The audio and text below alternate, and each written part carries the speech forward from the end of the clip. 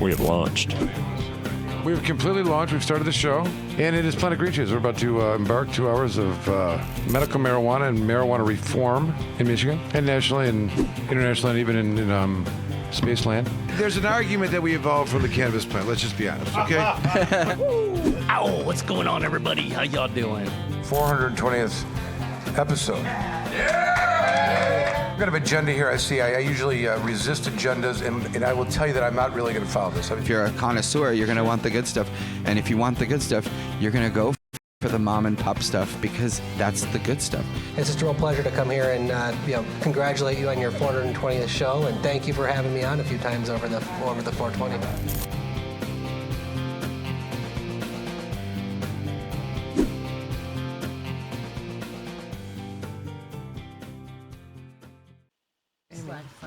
Alrighty. We have launched. Welcome, everybody. Listen to Planet Green Trees. Officially episode number 443. That's right. We decided to name it He can't remember. Ding Dong, the Ding Witch Dong is the Witch Gone. Died. It's the wrong name on here. Ding dong. Ding the Dong the witch Witch is gone. there's right there, Ding What Dong does the it Witch say on your It paper? still says the aforementioned. The nihilist? Ah. Is that what it says? So I have breaking news. Jamie and Colin are on their way. All right. They'll be here momentarily. How Yes. much fun. Should we wait? How fun. We don't have to Should we wait. start over when they get here? We should probably. Yeah, but I'm just saying, I'm so excited. you can transfer whatever hostilities you were throwing at me over to Colin. That's fun. Don't know what you're talking about. Okay. But for anyone that's listening and doesn't think the show's excited enough, we have those people showing up later They'll be to here enhance shortly. the excitement as we now embark on hour or so and a half of some discussion of topics of the day. Things and stuff. Let me introduce the community entertainment as they surround me here. First of all, Michael Kamorn of Kamorn Law. Welcome. We're apparently live on Facebook. Hello to our We are. Facebook Live people. Please submit questions. Are we running the someone watching the We're on questions? the board. We're on the board. Okay. Yeah. All right. Very good. Don't worry about We're that. we're listening to those viewers who want to Yeah. pose some questions. And those viewers, if they want, can always call in. Okay. To They may just want to post some stuff though. They might, or they could They call could do both. 224-803-3098, and they could ask you live. Maybe questions. can we type and that things. in? Can we type that into the Yeah, we'll put it on the on the board? on the board here. The yeah. board is a good thing for this kind of interaction when you're talking about It is. multimedia. Isn't this exactly what's happening with multimedia? Is that It The is. various- It's multiple so forms multi. of media. maybe like multiverse multimedia? All right, good. Let's start with in the blue corner. We've got Tommy wearing the earphones and the cool sweatshirt. Tommy Two-Tone. Hey guys, great to be here. Looking forward to the show. The guy that likes to try to name the show every week, and my dear friend keeps showing up, and I appreciate that every week. And founder of Michigan Parents for Compassion, Jim Powers. Thank you, Michael. It's always a pleasure to be here. Good evening, everyone. Glad to be back after a brief Thanksgiving hiatus. Hope everybody had a great Thanksgiving, and looking forward to a really great show tonight. Even though the name is, Been changed to protect Yes. the innocent. Yeah. Okay. Any final thoughts on Bill Schuette? I'm just not that I. no. encourage him. Happy Thanksgiving, Bill Okay. Schuette. There you go. Wow. It's the holiday He's spirit. really in the spirit. Yeah. I mean, it must suck to lose that bad. I almost feel bad for him. What happened? He didn't become governor. Oh, did that. he? I thought Yeah, they said that. some like Thanksgiving bet or something that he lost. No, Also, in no, addition nothing to like that. Okay. All right, very good. So we have the. Thank you, Jim. And I'm expecting you to be very funny tonight, so don't It'd be stay in character, hilarious. okay? Yeah. Deborah also. Everyone's got some good sweatshirts on over there. See, not everybody over here, right. but over here they do. Yeah, it stops Look at at all me. the It I starts know. at It's Tommy, okay. and It's it stops okay. at me with Jim in between. Some people get the memo and they read it. Some people throw it in the garbage. It's fine. It's okay. Yeah. But Deborah Young, thank you for being here. Welcome. And we're not doing that one thing we were talking about before. We'll redo that. We'll do soon. it. We had a test run on it, and so we'll try it later. You know, maybe we'll have Colin present. Colin, no. Isn't Jamie our resident expert about everything? No, We should start with Jamie. Maybe. Okay. Anyways, it's so good to be here. I'm glad to be here. Glad to see you. Glad to see everybody. Hope everybody had good holidays. Should we have a quick segment So on, far? on reporting out of Minnesota and interacting at the Purple Man Studio? So what was it? The Paisley Park? Yeah, we can. Okay. You won't get to it, but we'll pretend like we will. Yeah. We'll try. Let's just. It's not on the topic. It's not on the list. Well, do we go by the list? No. Isn't the list just something to like dance around? All right. In this corner, not wearing a Kimura Law sweatshirt, but we'll be next forgiven week. for the moment. Please welcome Amanda Jocelyn. Thank you for being here, Hey, Amanda. everybody. Next to her, Jeanette Warner. Jeanette. Happy to be here. Jeanette. I don't Jeanette- have a Comorn Law sweatshirt. But you have a What? hydro flask, and we described why that's so significant in today's cultural environment. So I appreciate True. you fronting for the team. Thanks. We'll Thanks. have to get I'm you doing a my part. sweatshirt. Yeah, how do you not have a sweatshirt? I don't know. We'll have to I don't find That's you a good one. question. Yeah. We'll find you one. Okay. Also a hydro flasker, returning from not too long ago, Ryan Jones. Please welcome Ryan Jones. How's everyone doing tonight? Ryan is here doing market research for the Mike Morris show. Let's just admit it. You're picking up tips and entertainment and comedy that we roll with, and the vast number of how we get the listenership that we do, and the organization that goes into the production of the pre-show and the pre-interview things that we go through. All that you got to see all that tonight, Looking at the pros. and of course the spread over there that is superb. Right? They yeah. don't have, they don't have that. That's not. Platter. Compliments No. of Tommy. Every once Thank in a you, while. Tommy. Thank you, Tommy. Was Every very once good. in a while, do you Yeah, hear that? thank Just you. so we're clear, when you're thinking about a lawyer, every once in a while or every show, okay? Just kidding. And returning from who knows where. Seriously, does anybody know? Let's see that passport. Jeanette Let's see that knows. passport. What language will he be speaking when he opens his mouth here? My dear friend Laszlo, and also known as the internationally renowned Jeff Frazier, iguana lover, guitar player, and the returned. Viva Colombia. See? That's great. That's all? Okay, that's great. That's all. We're expecting a lot out of you tonight. So figure out what particular language you want to go in. Well, Michigan residents going to court should not face a judge who needs money from a defendant to satisfy demands for court operating expenses. There you go. This is what happens because we usually have an agenda and then like I follow, but we're going there. Okay. We're going there. But let me do this before we do. You say I'm so. going to pretend like we have an agenda here. All right. Okay? So we have, I've now officially introduced the guest, as the list says. Topic 1, crowds of people line up for first day of legal marijuana sales in Michigan. Yeah. Topic 1, teaser.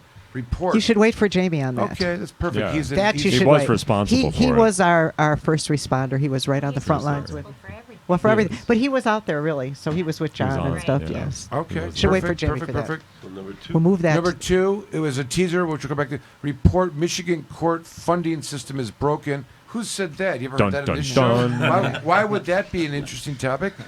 And then third, of course, former Judge Brennan motion to dismiss felony charges denied. But also the topic of the day is that she pled guilty to a felony, thus the name of the show Well, that's the being biggest story. We Ding named the show dong. after her, for sure. The Witch is Gone. Yeah. And another one That that's works. talked about here, recreational pot prices are high, emphasis on high in Michigan legal market. Well, that ties in Yes. with the first day of Yes, they sales. are. They're are. hugely high. The market will correct. So They're vastly, enormously high. You get your card.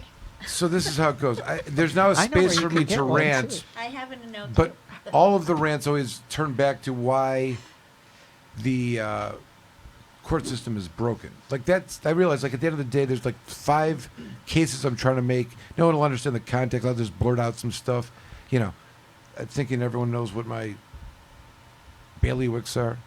But one of them is that we are in this whole criminal justice system is broken, and nobody sees it. To not be offended walking into and seeing what takes place and how the norm has become. We just accept it as it is because that's how it is. And so I'm not going to rant about that because it will draw back to the Michigan court funding system, which is. I don't need to give an example. Like we've been talking about this for 10 years. A commission appointed in 2016 by Governor Schneider and working with the Supreme Court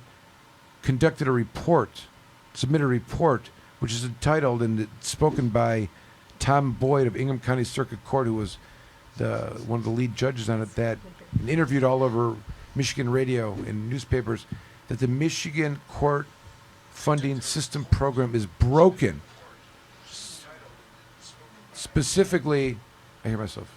Specifically, what comes out of this is that 29% of the entire judicial system is funded by litigants. Now, there's one court of justice, so that encompasses all of those people in making out the 29%. However, Court of Appeals and Supreme Court doesn't get money from litigants. It's just the trial courts, which are the circuit court and the district court. So if you separate the circuit court from the district court, of the 29% that funds that, Jeff's theory is at least probably 80, 70% is funding the district court. Do you see what I'm saying? As we've said over and over again, the district court is an unnecessary process, an unnecessary place for people to go have a big courthouse that's shiny, and usually the biggest building in town. Not joking. Go to any town, see what is the biggest building anywhere, the newest, most constructed, most leverage in terms of mortgaging and millage that paid for it, and it's being funded by this. So that it's the district court. But what do we find out about this? That the court funding system is broken because 29% for the entire court, whether it's 80%, even 28%, is an amount that suggests that the decisions that are being made, if not are decisions being made by the judges, are being made because they're relying on the funds. Either they're happening that way, or if they're not actually happening that way, the appearance of this impropriety, the appearance of the bias involved with 29% of the income coming in and decisions being made, and these numbers existing in the same planet, creates not just actual bias, but the appearance of bias. In other words, if you know going into a court system that 29% of what's paying for everyone to be there is potentially going to come out of your pocket, and you're expecting this judge to rule straight up on fairness and objectivity when they need money for the court, is on its face the appearance of bias. So when I say the court system's broken and these in the court, everyone's complicit in it, in the rules and the deference to witnesses and credibility findings, it's not just that I've been saying it, it's that these are ways for these judges to make conclusions that equal dollars coming into the court. Revenue the other generating. alternative, the dismissal, lets them slide, is how it goes. That's right. Hi, Colin. Thanks for showing up on time. Colin. Have a plate if you'd like, and then you can talk about how great that was, and then maybe we'll ask a couple questions. Colin's got a book. But settle yourself in. What? Yeah, I heard he's a big book guy now. Okay. He's been all right. published. Good. Yeah, he's been making the circuit. He usually all shows the shows. Great. He likes to show up and promote himself on here as much as he can. I'm okay with that most of the time. But no, it's a. Did you? You didn't even bring one in, or did you bring one in? You better go grab one. okay, when it's his turn, we will give him the attention that's appropriate. Not now. Oh, Showing up late does not get you points, because as we tried, we're gonna hear Jeff. Let's talk about this. I'm ranting and then segueing into topic number 2. There's this commission, yes, right, that you're talking about. With the conclusion is this: after extensive review and evaluation, the commission has unanimously concluded that the existing system is broken, and it is imperative to create a stable and consistent funding source for Michigan courts that removes judges from the role of raising money for the operation of the courts. That there's a constitutional due process standard that prohibits bias in a magistrate, and they're saying 30% of the court's budget, is coming from fines, fees, and forfeitures. Most likely, most of that is going to district courts, because that's where the cases start. That's where probable cause is determined. That's where search warrants are issued. That's where the preliminary exam happens. That's where a whole bunch of stuff goes down. And so let's say that 60% of the district court system is funded. I think it's fair to say. The other thing that you can add on to that is that what we know from the crime lab scandal is that 40% of the police lab's business is marijuana. So you've got a district court that is being funded, fundamentally funded, by marijuana cases. And they're not providing counsel at arraignment for people that can't afford an attorney, which is, that's a straight up, the remedy for doing that is to rearraign the person. Get them out of jail, cancel their conviction, cancel their prosecution, cancel everything, go back to arraignment. So when these guys say that this system is broken, it fundamentally is. It fundamentally is broken at its very heart.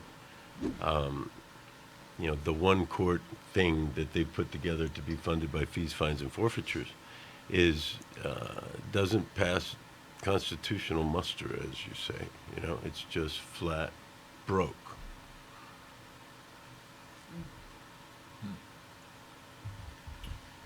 So what are they going to do now if they can't? What are you going to do about it? I'm staying out of trouble, first of all. Yeah, I'm saying that. Amanda's good for a while. You're Right? already in trouble. You Had wouldn't be here. enough for a while.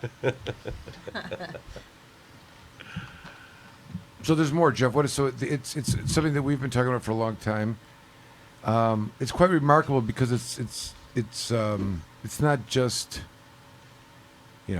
the 40% leak. It's not just that.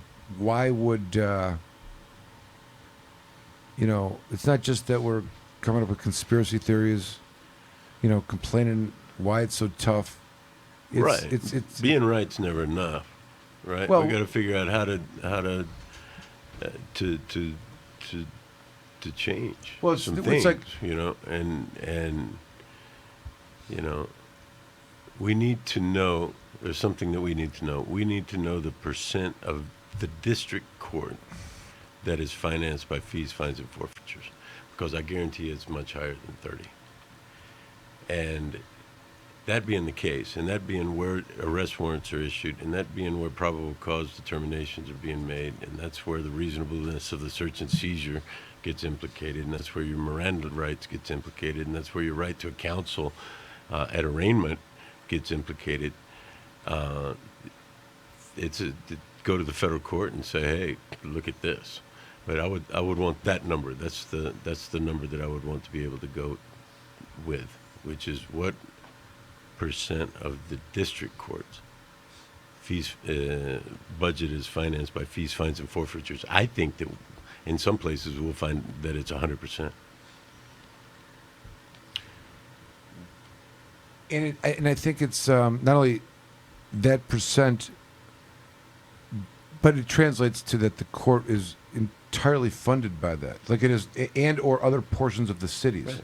If you don't find probable cause, you ain't getting paid. Right, but I'm saying it is as much of a reflection of a lack of governance, which is what I said. Like we've gotten, we there's not enough resources from the tax base. You know what I mean? And you can't just start, there's in the Reagan era, there's the case that the cities can't just create a tax. It's got to be either, state law passed or, so there's limitations for cities to function, to be able to put a government together. They don't, if your city has all renters and no, or if everyone's fled towns and, there's abandoned homes in the city, the city is virtually, or businesses, they have no tax base. The only revenue that's created there is tax base, real estate, commercial or residential, or court systems. Right. And, I guess that it may be a relic from like the really tough financial times that the state went through, where a lot of the entities and organizations and mechanisms and institutions of the state got reorganized, some put under emergencies, financial crisis, blah. And so this whole kind of consolidation of financial power into the court system to fund itself, the same way we fund private prisons and everything else, is policing. What it enables and what inevitably follows is policing for profit. That's what it is. Well,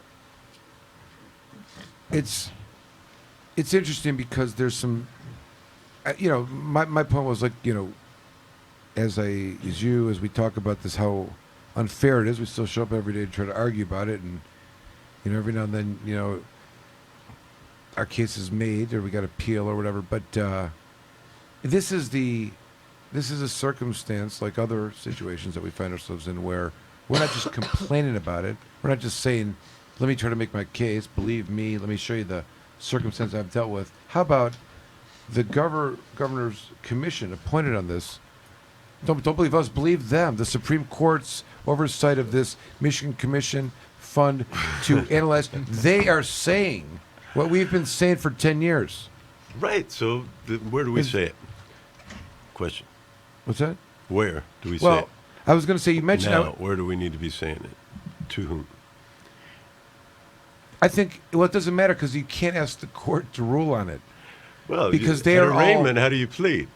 How do you plead? This is how you plead. Right. I mean, no jurisdiction. You have no power. You're biased jurisdiction. I know. Like, I do not recognize technically, your existence. When they say that the system is broken, then they mean that the court system doesn't work, and it really is so far removed from its intention that it should just start over. No, it's fundamentally biased. It is fundamentally unfair. It fundamentally violates due process, straight all the way down.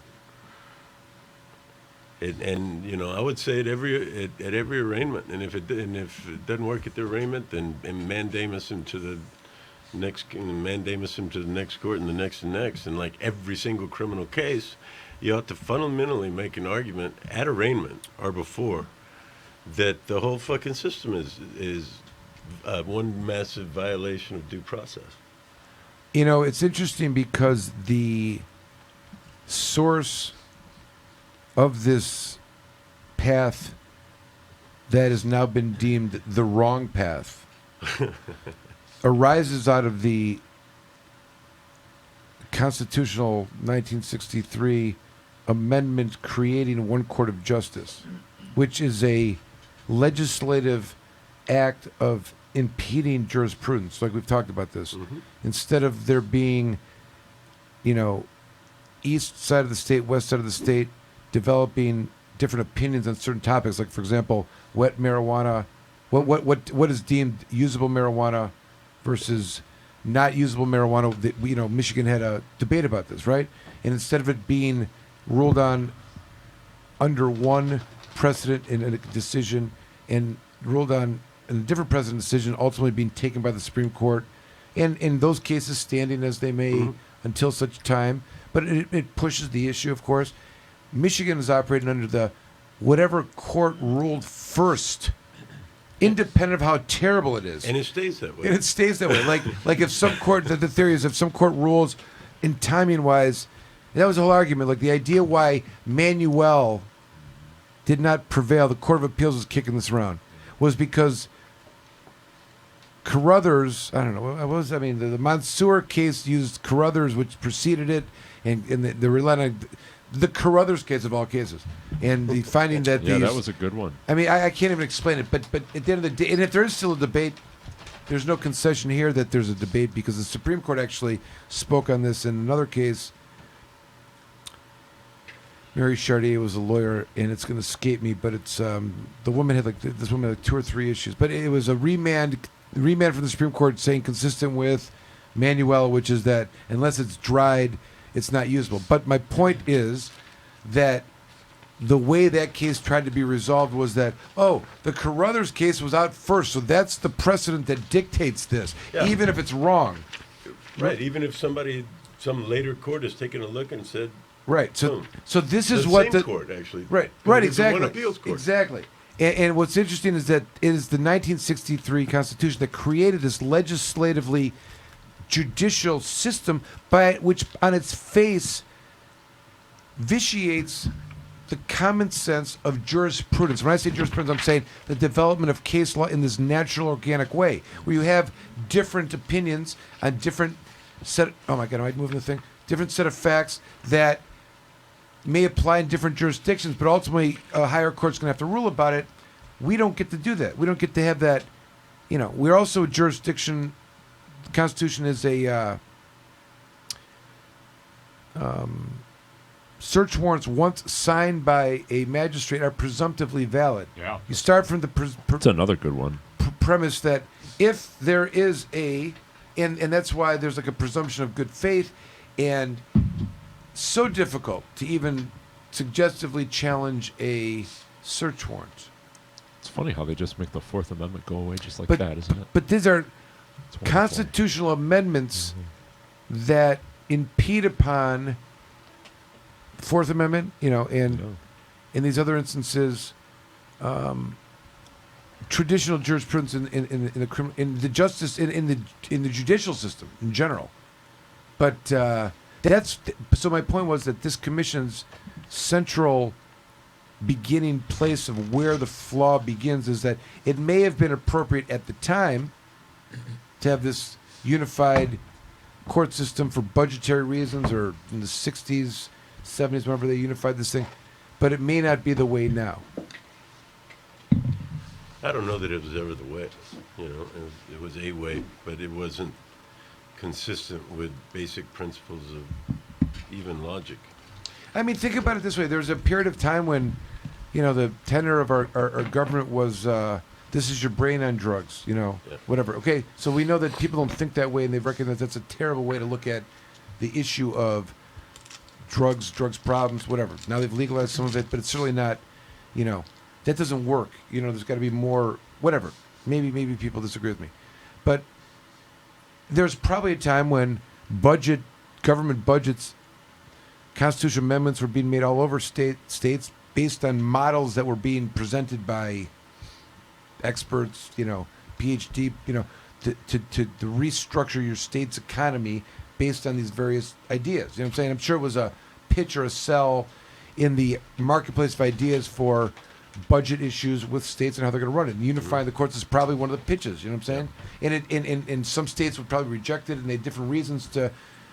And it certainly probably defined our, all of what we're talking about. It was probably designed with the idea that there would be a big prison, budget, and money would be made off the prison system. It probably contemplated, Michigan could be a The whole privatization wave. privatization wave. We're border state. We're gonna, policing those. I don't know. I mean, these are all things that, probably go into the decision making where governmental resources are, can be had and utilized. I mean, it's obvious. I mean, it's.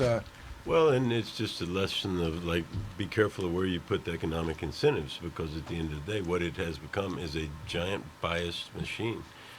And it goes all the way down to this is why I emphasize district courts, to the signing of a search or an arrest warrant, or the finding of probable cause that it was reasonable. That all goes down with these magistrates. All right. If they're even a lawyer at all, know now that, if I haven't mentioned this before, in order to be a person with the authority to have the presumption of validity to the sign of the search warrant, that magistrate doesn't have to be a lawyer. They don't have to go to law school, to take a constitutional law class. They just have to find probable cause. What does that mean? Do you understand how silly that is? There's no guarantee or protection any way about that. Well, right, and there's no the economic incentive actually goes precisely the other way, towards finding probable cause. Probable cause that this contraband was seized. Probable cause to arrest and bind over this person. Probable cause. If they don't find probable cause, they don't make budget. That's not fair. Ain't fair. Not fair. So, Here you go. I'm gonna play this video, Tommy. Can I do that? Like a YouTube video? That was. I mean, all right. Let's see what happens. New report out declares Michigan's court funding system is broken, and the judges who preside over it inherently conflicted. Here you go. The report released this week exposed that the fines and costs our judges set help fund the very courtrooms over which they preside. Target 8 investigator Susan Sample sat down with a Muskegon District Court judge who said that she tries her best to ignore funding pressures when on the bench. Okay, I wanted to put this because this is so outrageous. Okay, like she admits that she feels the pressure. There's decisions to be made regarding the raising of money. I acknowledge it, and I try my best not to, and it's terrible. It's terrible. Okay, how much money do you have to pay today? You know, they go on the bench with their wife. Okay, so that's my help. It's just. Mr. Schultens, Gregory? Gregory Schultens had some idea what he was in for. And you are here for a pre-trial for a charge of driving while license suspended. I mean, you know, I did a crime, so I gotta, you know, pay Don't up. admit What the it on TV. 24-year-old didn't know, each judge has some discretion over how much to charge a defendant. And the fines and costs Judge Maria Lattice Hoops orders him to pay will help fund her own courtroom. I don't really like it, to be honest with you. Neither does Lattice Hoops herself. It is absolutely a conflict. That's exactly what the state's trial Okay, court... so here she is making an admission that she's in a conflict, or said another way, biased. Not just the appearance of bias. She's going as far as to say, yes, I am biased. It's a conflict. However, trust me, my I'll do my judgment best. is so great. Because why they call me this is judge. why it's problematic. Because they are only asked to make, they're paid to make decisions without any inherent financial motivation. But what's being done here is they're being asked to make a decision with a financial motivation. And she's saying, that's okay. We're so great as these judges, we can handle that too. We're right, like we are immune from fairness in light of the financial Court Funding Commission found, Here. declaring this week that the existing system is broken and Michigan residents should not face a judge who needs money from a defendant to satisfy demands for court operating expenses. $1,000 in court costs. Fees, fines, and costs levied by local judges reportedly fund roughly 1/3 of Michigan court operations. Nationally, Michigan's one of just 16 states where courts rely on mostly local funding. Your courts are funded by the fines and costs that come out of individuals, and you have to literally pay the light bills. How do you not feel that pressure? It's the way Gotta our pay the current light system bills.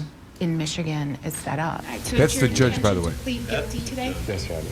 But Lattice Hoops, on the Listen. bench for 12 years now, Okay, said now that she's confessed the sins of how she feels, and she may be one in, 400, whatever it is, that feels this way. But I find that hard to believe. But here's her way out of it. even though she thinks the current system presents a conflict for judges, she does not consciously consider funding pressures when deciding individual cases. Are you working, sir? Yes, Your Honor. Instead, considering the facts and expenses of each case and the defendant's ability to pay. Will you be able to pay the whole $250 when you get paid on Friday? Yes, Your Honor.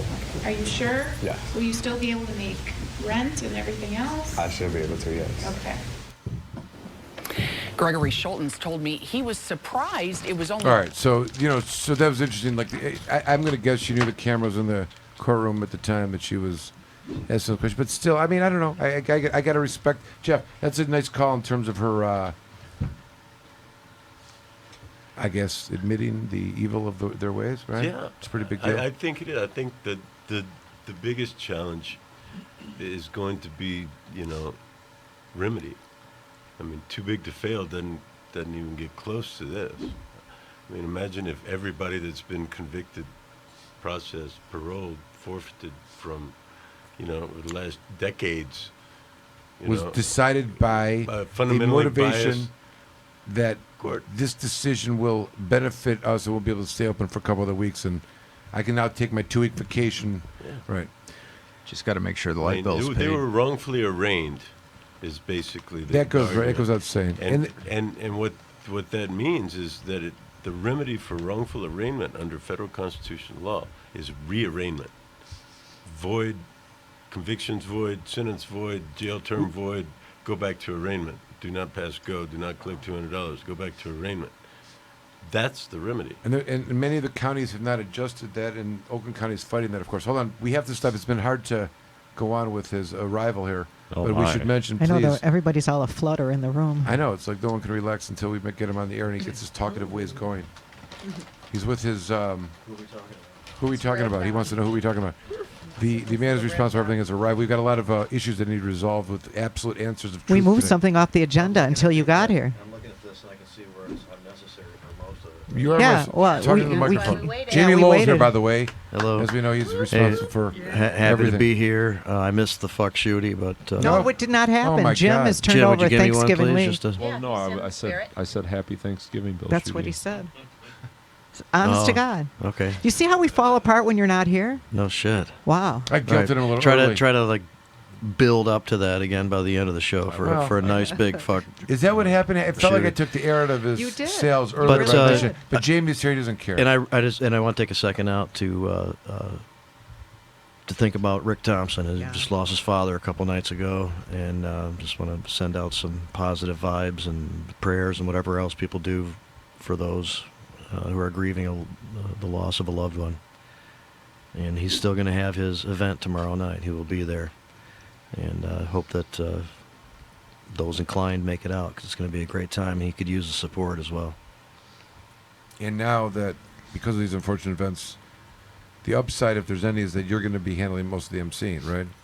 I read that, yep. I haven't officially talked to him about that, but he has laid some of that on me. Well, he On actually your- told on me, your he very goes, I'm going to have to capable rely on shoulders. you for a bunch of stuff now. And I said, of course I'm here. You know, that's what we do for each other. Deb's offered to help out. Others will too, I'm sure. Yeah. So it'll all be great tomorrow night, and we'll take the pressure off of him and handle it for him, and just let him have a good time. Yeah, everybody come out. If you don't have a ticket, you can buy them at the door or come and see us. And Colin's joining us now too. You hear Colin's Colin going to be there, of course. Are you? Be there, too. Of course he will. Okay. Colin's got a new book. Yeah, Colin, did you get the book? We're not talking about that now. No, we don't talk Oh, about okay. it now, but it is pretty cool. It's a really cool book, Michael. You're going to be impressed. You're gonna be love impressed, it. Michael. You are. You have to get in line behind Deborah's talking about visiting Paisley Park Yeah, Studios. but see, that's not going to happen either. What do you so mean? No, let's what do put you him in mean? front of me.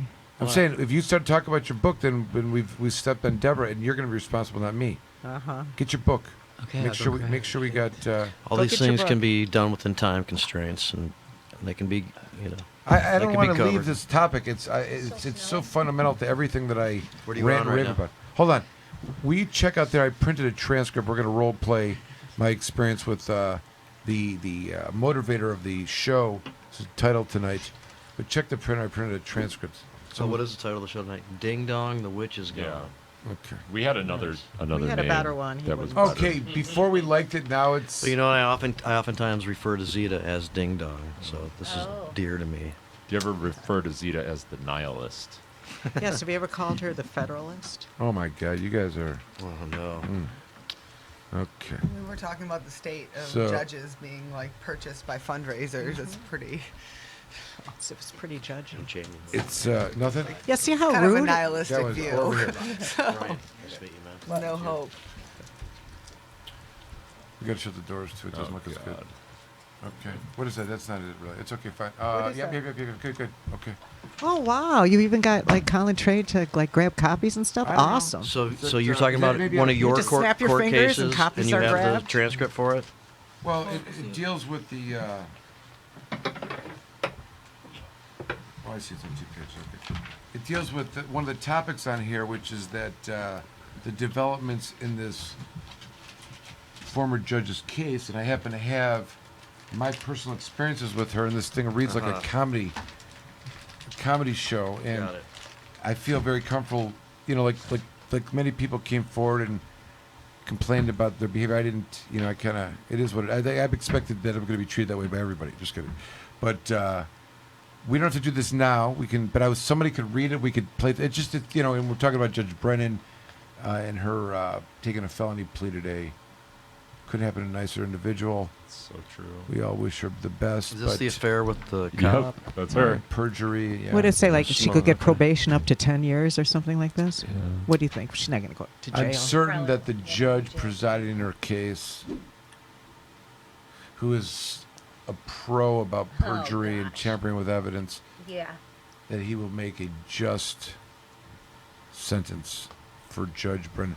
Just as our Attorney General said. Did you see her Are comments? you considering representing her?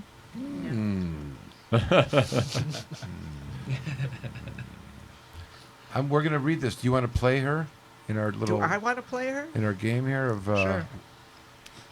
I don't know. It's an vegetable. evil roll. It's an evil roll. We'll do it after the break. We'll make sure I that relish everyone evil understands. rolls. What's that? Okay. I think that sounds like fun. Yeah. Yeah, this is going to be fun. Okay. Yeah. This is gonna What be are the a other lot of parts fun. available there besides any the other I love parts? role plays, actually. So, Colin wants to be the bailiff. somebody, Well, what are all the parts? Let's assign the parts before we Okay, take here a we go. break so people can get into persona. Yeah. Yeah. okay. One is Judge Teresa Brennan. That's one of them. Okay. That's, yeah, okay. That's you. Played Well, by no, that Deborah could Young. be any of No, us. that's going to be you. That's going to be you. One can What, be a strong, powerful woman? Richmond M. Riggs, who is the Assistant Attorney General, appearing on behalf of the Department for the Attorney General's Forfeiture Unit in place of Kim Metz. That sounds like Jim Powers Yeah, all that does sound day. like Jim Powers. That's Assistant Attorney General Jim Powers. Yes. And then for the It's claimants casting itself. whose name will be protected, this Michael, we're not going to do that. And then there's Let somebody else be you, man. Come on. that's fine. I should just direct and give notes. That's what I should really Jamie, do. you should be Michael. There's attorney Jamie should be Brian Michael. Leggio. Does everyone know Brian Leggio? He's in here fun. too. He was running for the fences, like trying to get out of the way of the line of fire. And Who's going to be him? I was thinking James. That's Colin.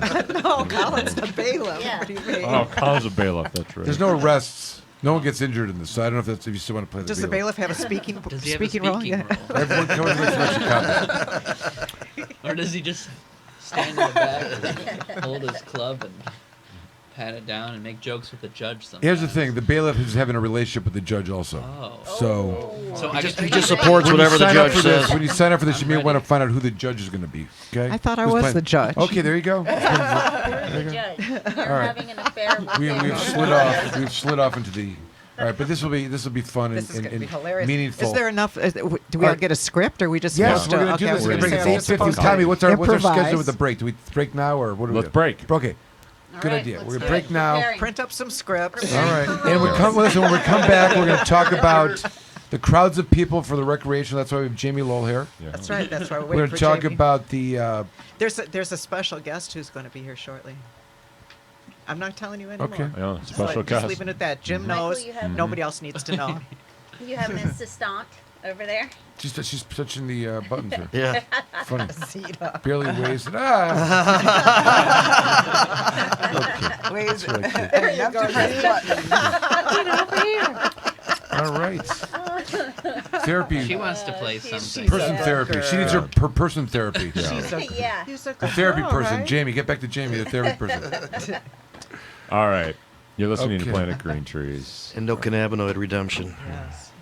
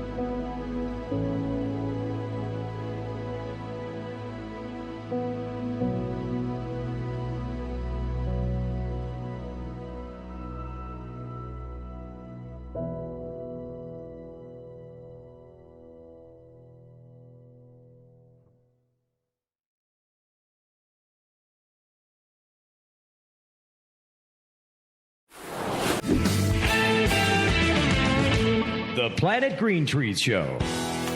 Join the Michigan Medical Marijuana Association today. MichiganMedicalMarijuana.org. The MMMA is focused on the well-being and safety of medical marijuana patients. The MMMA site provides the most comprehensive and up-to-date news on legal issues, politics, research, cultivation, as well as the various strange products and methods of cannabis use. Come join the discussion with the most knowledgeable and passionate advocates in Michigan today. MichiganMedicalMarijuana.org.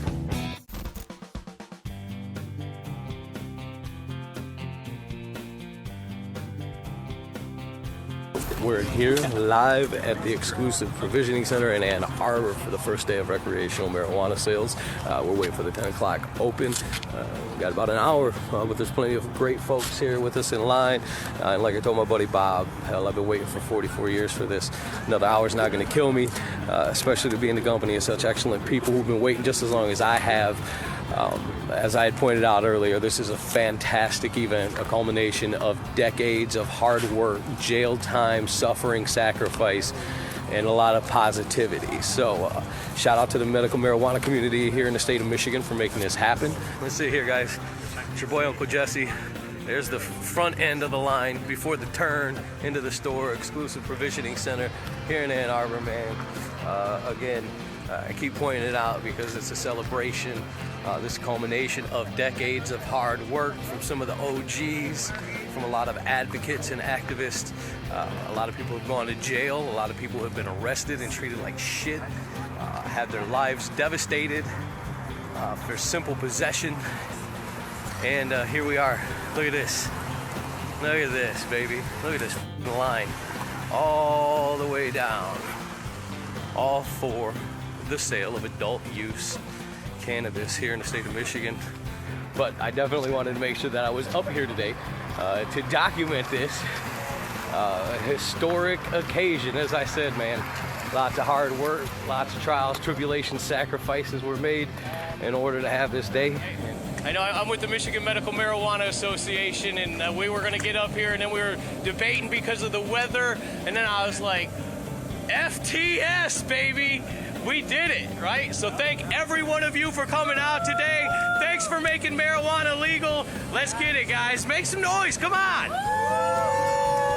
So right on, man, right on. It's happening. It is happening here. Exclusive provisioning in Ann Arbor. Legal adult use sales. Coming to a place near you soon, right? And shout out to all the OGs who worked hard, like Adam Brooks and Michael Camorn and Rick Thompson and all these guys that have been busting their ass trying to make this happen for decades. You know, shout out, tip of the hat to them guys. So, we don't know that it's overpriced yet, but we do support local farmers. As a matter of fact, to the degree that we hope that most of the provisioning centers are utilizing the emergency rules, allowing us to buy right from the caregivers and the local farmers through the processors and the growers, man. So, you know, yes, we absolutely do support local farmers. I, for one, believe that is the heartbeat and the blood life of all marijuana in Michigan. And until our market is fully saturated and stocked, we're going to need these caregivers. So don't think they're going anywhere anytime soon. So again, guys, we're here. Exclusive Provisioning Center in Ann Arbor, here for the opening day of recreational sales. Look, we're here. Yeah. Yep, we are here. Reporting for the Michigan Medical Marijuana Association on this historic day. Woo!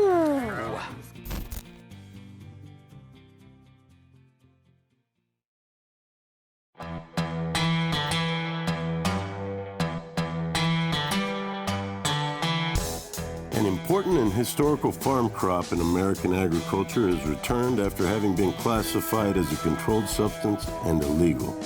On December 20th, 2018, the President signed the Farm Bill, also known as the Agriculture Improvement Act of 2018, into law.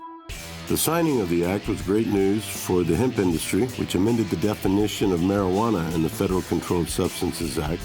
Hemp is now defined as the plant, Cannabis sativa L, and any part of the plant, growing or not, with less than 0.3% THC concentration on a dry basis. The plant itself is no longer a controlled substance. Hemp is one of the most versatile plants on earth. From clothing, fiber, paper, building materials, hempcrete, biofuels, CBD, and medical uses, it has been a part of America's industry for over 200 years. Even the United States Constitution was drafted on hemp paper. The time is now. If you're thinking of getting in the farming or processing of hemp, contact our global experts, legal, and consultation teams to make sure that you're on the right road when you venture into the new hemp industrial revolution. Michigan Hemp Industries has been a leader and advocate for the return of the hemp industry. So come be a part of the new revolution in agriculture in Michigan.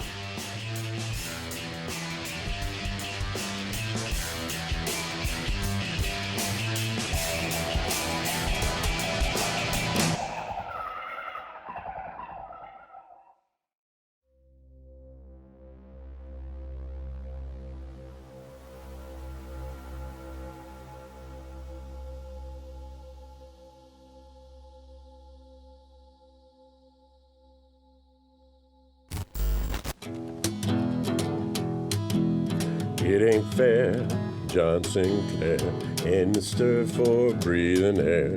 It ain't fair, John Sinclair, in the stir for breathing air. Set him free, let him be, breathing air like you and me. What's the judge to do? What else can Judge Columba do? We got to set him free. This whole place went nuts.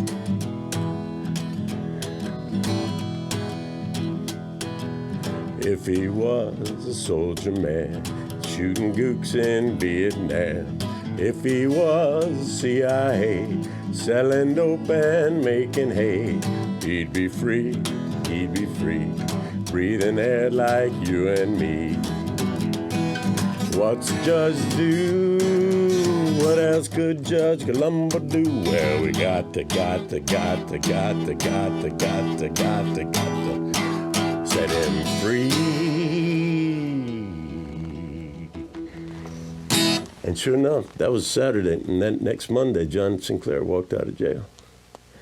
And the Supreme Court issued an opinion in People versus John Sinclair that said, it's cruel, it's unusual, it's arbitrary, it's irrational, it's capricious, and it cannot be the law in the state of Michigan that we treat marijuana the same way we treat opioids. And they set him free.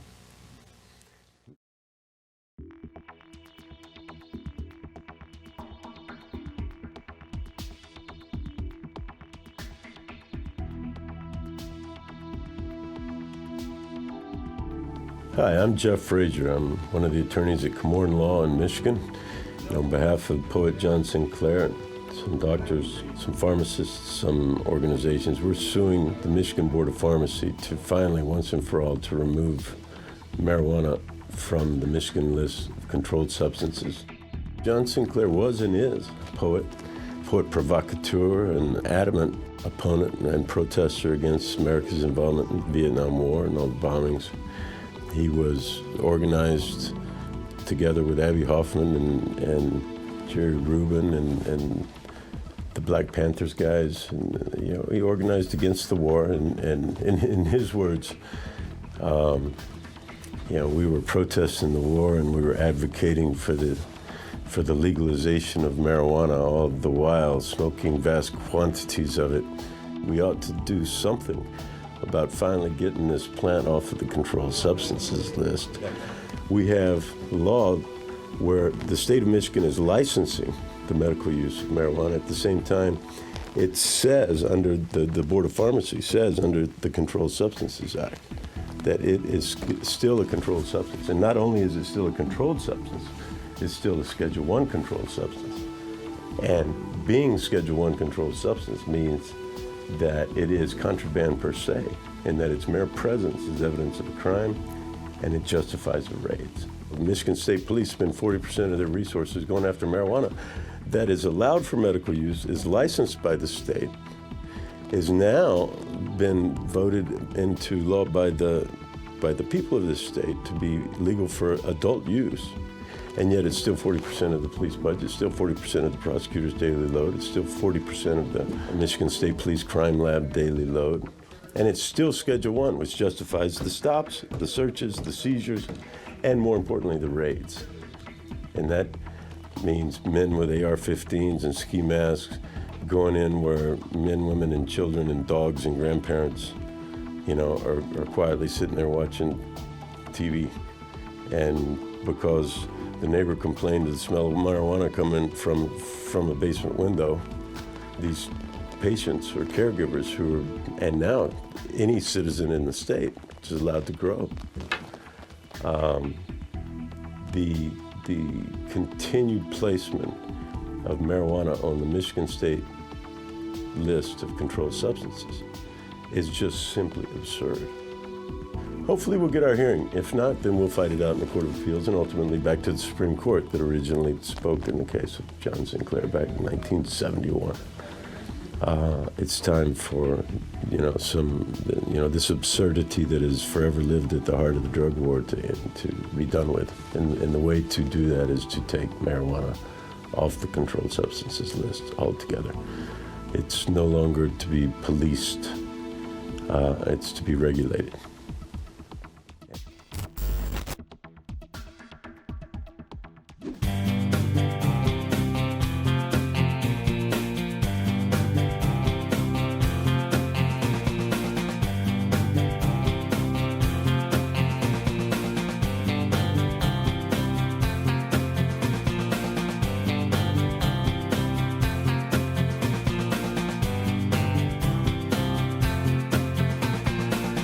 All right. Welcome back, everybody. We are live again on Facebook. Live. And we did some rehearsing. I guess everyone's got their roles. A little bit. Hold on. First, let's get that transcript so we can... There was no rehearsing. Should we do the Charlotte one too or not? Deborah, we do it. No. All right. What do you need? So the story of the moment, Yeah, here, sit next and to one of me. the You've got a topics part to here. cross it off the list on the priorities is that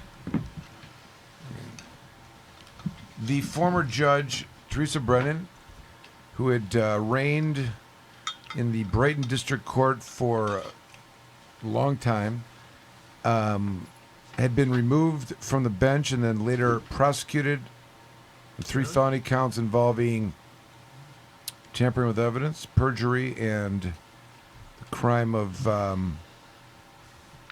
something in office, corruption in office. What is it? Public trust violations. And it's interesting because all of her crimes arise out of this divorce case. There's an interesting history. She got served with divorce papers that were filed in the Livingston County Circuit Court. She's the judge that's divorced, and it got assigned to her. She's out of the gate. So she's now presiding over her own case, and of course the lawyers filed motions asking her to recuse herself and to assign it to another judge or sign it back into the pool, which she waited a long time. In addition to that taking place, there was an order, ex parte order, not to destroy an evidence and to keep and retain records and whatnot. And it turned out that she had deleted information from her phone. And that deleting of information from her phone resulted in her being charged later on with tampering with evidence. Now, the subject matter of the divorce is the bounds of matrimony. You know, like the that's just suing over. If it's a lawsuit, it's like, you know, is this marriage going to stay together or not? And if not, you know, Michigan's a no fault state anyway, so it doesn't matter. But to suggest that the scraping of the phone was not germane, one would argue, to the divorce, you know, that it's not, you know, the divorce isn't going to make or break whether or not that phone exists, you know what I mean? But as part of the circumstance of this divorce in order, she scraped the phone. But I'm saying that it was so germane from the subject matter of a divorce case, but they charged her with tampering with evidence. Interesting that in a different type of case where the destruction of evidence involves like marijuana plants, for example, and it's so much more germane, so much more the center of the subject matter, the actual evidence that's going to be used to try to obtain a conviction for the crime charge, which involves that particular evidence, that being marijuana, would seem to be an equivalent type of tampering with evidence type of charge. Charlotte, you feel me on that? You don't have to agree. All right.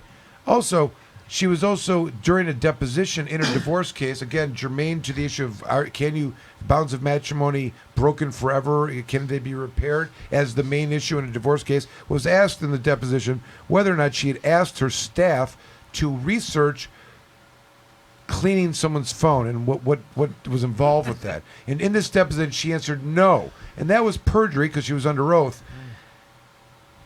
And I would compare that to a situation where a witness lies in a criminal case when asked, why are you testifying today? And they say, because I'm a good Samaritan, and they just don't disclose that they were working off their boyfriend's case. This seems to be so much more germane and relevant. And we know Judge Cusick wrote an opinion about all those particular issues that were fascinating, broadly cast interpretation of the law, although he does declare his federalism. And I don't know if you saw that. No. Oh, yeah. When we interpret statutes, we've used the following. Oh yeah, it's like a I don't know, the handshake. It's all encoded in the opinion. Nevertheless, it was interesting because he goes out of his way to make sure that he is encapsulated into all this behavior that Judge Brennan did in his opinion that she certainly was guilty of this. And when this motion was denied by Judge Cusick, motion to quash the bind over on these charges, and he proclaimed that, there's plenty of evidence here to bind her over on these charges and use this definition, she then took a plea of guilty later on where she pled to one count of perjury and they dismissed the other 2 counts, and she's set to be sentenced. Interestingly, I saw a quote from our Attorney General who was confident, I think the quote was, that Judge Cusick will impose a proper sentence for these government officials that like to disregard their oath of office as leaders in the role that they're supposed to play. I don't know what that means, Scheller. All right.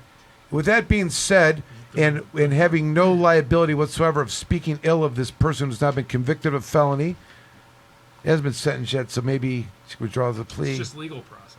Yeah, but I'm not talking to you about that. I guess, but she is no longer a judge, and but her plea of guilty was certainly required to report to the bar that she has a felony, if they don't know, and that will result in, I think, automatic suspension. Could be wrong. But nevertheless, with that being said, we are going to read from the public record, the court of public record, an experience I had in front of Judge Brennan. I should say this and why this is a fun exercise, because I've never, ever had a nice experience in front of, I guess I should say one time I did because of what came out of this. But as it went, the second that she got in a little bit of trouble, people came out of the woodwork. They had a town hall meeting of people just showing up, just talking and getting off their chest what awful experiences over and over they had in front of her. I mean, it was really a terrible experience having her and you see now with the way she played it along, it was not close to being fair. This is kind of in the night that we celebrate the reality of the broken system being written about in the commission. Let's talk about a judge that was owning Brighton and running it through her way, sleeping with witnesses in murder cases and lying about it. That was really the bigger lie. But in that forfeiture case, I found myself over there. Shiler was actually representing the co-defendant. His transcript's over there. He actually started out with her first, and whatever you did pissed her off for me, as I can blame you for this. That's true. She's like, well, your other guy was in there. That's the only thing you've said thus far that's true. So, somewhere in there, she's like, that other guy was in there. You're part of, I don't know who he is. Like, you like this. I was trying to separate myself from you. It was every man for himself at the time. So, this case gets called. It's a long history, but case gets called, and everyone's got their roles here. So Jamie, who are you? Wow. All right. So I'm you. You're actually going to do this? Yes, Yeah. we're ready. All right, so I think we need more copies, actually. The bailiff speaks. What So, is well, this? Is this Shakespeare or Pass something? me the sheet. We'll just pass all right, it. the case gets called. It's not till later. The court says, okay, call the case. Deb. Am I calling the You're case? The court, yeah. Oh, forfeiture of real. Okay, just don't use any names. Just use. Okay. Forfeiture of real property Names. versus. All right, the case number. Okay, go ahead. No case number. Mr. Riggs. At all, whatever. Okay, who's Mr. Riggs is the prosecutor. Good morning. Appearance, please. Your Honor. Mr. Camorn. Go ahead. Your Honor. Good morning. May it please the court. Michael Camorn. I'm appearing on behalf of Mr. Barry, who is standing to my left. Okay, so why were you a half hour late? You don't like the... you don't like the... Let's not use the names. Let's say other names. Doesn't matter. He doesn't care. This is all public record, but whatever. Go ahead. Well, I had my office call to explain that. Mr. Barry and I are also scheduled on a case in Genesee County this morning. Yeah, well, put your phone away. Okay. To answer your question, I was on the phone with the prosecutor in the court because we have to schedule a date on that. I'm not going to be there. Mr. Barry's not going to be there.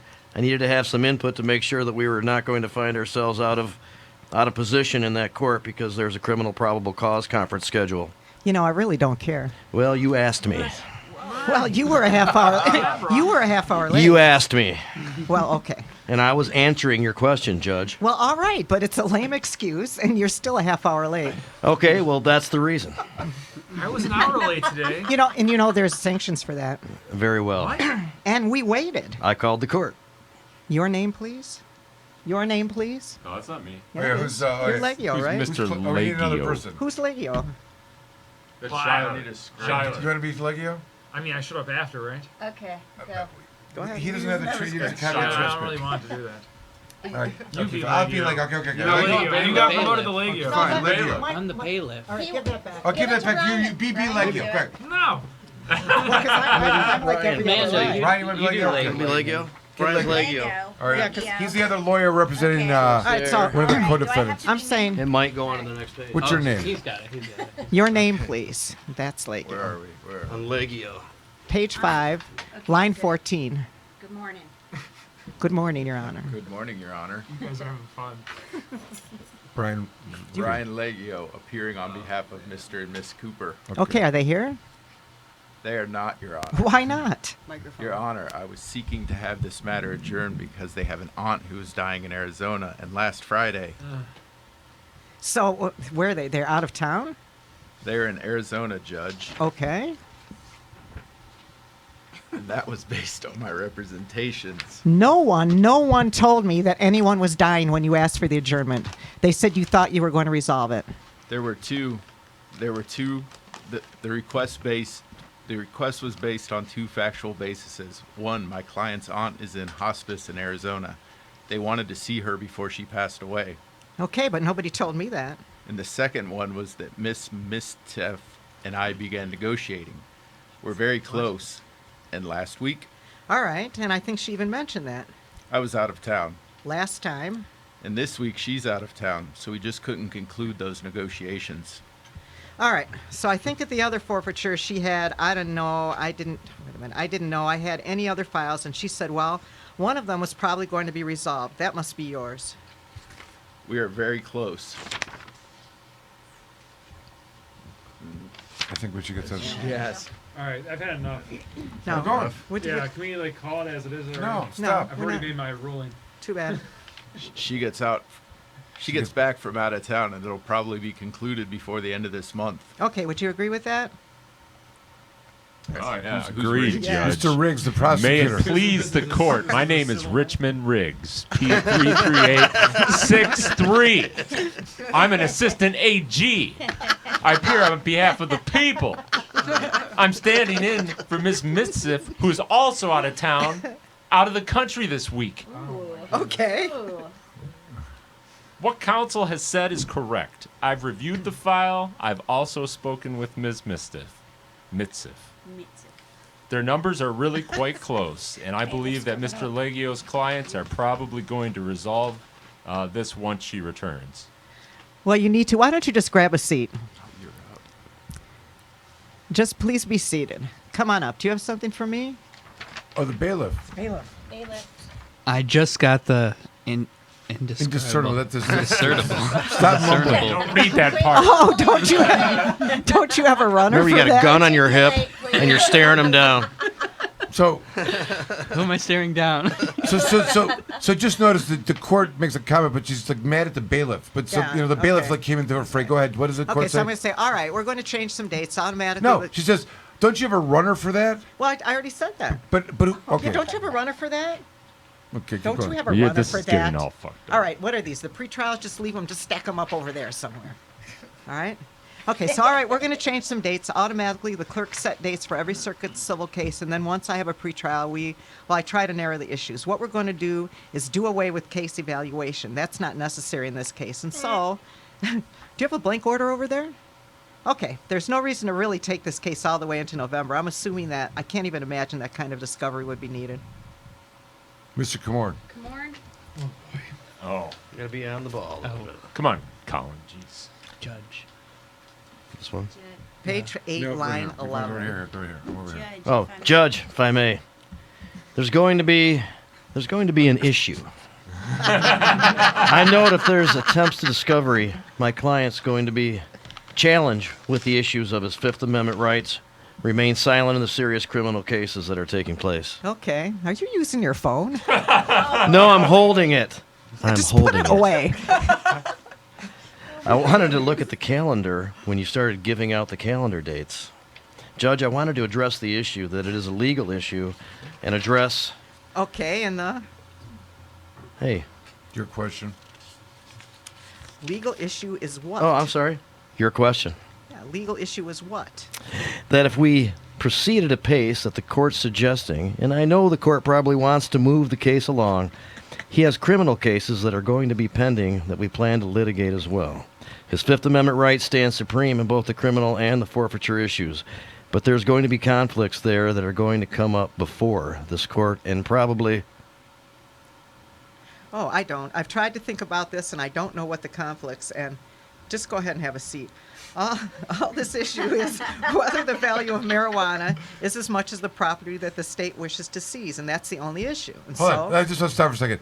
This is the craziest thing that any human being has ever come up with. This could be called the Brennan insanity theory, okay, of how to resolve a forfeiture case. She says all this issue is the value of the marijuana is as much as the property that the state wishes to seize. Mhm. What Right. formula? Which is from what world? which is an admission of the judicial opinion that she's not respecting the Eighth Amendment, excessive fines, constitutional norm. Basic preponderance of evidence concepts of what a lawsuit is about. Don't even need to get there. Fine. Resume, Mr. Comorn. Well, Judge. So that's why she got mad at me. Go, Judge. Well, where are we? Resume. Well, Judge. Okay, I see. Okay. Here you go.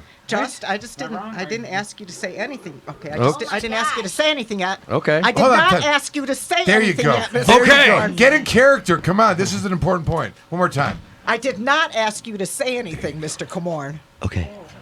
So just take You the were damn about to seat. say it. Put your phone away and sit the fuck down.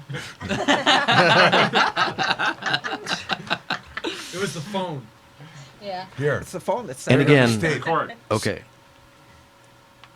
Okay. The court. So So- the state brings in, I think, an expert that will, because at the last one they were calling and trying to figure out how they were going to bring in all this marijuana, and so we had to figure out a way to put it in our holding cell.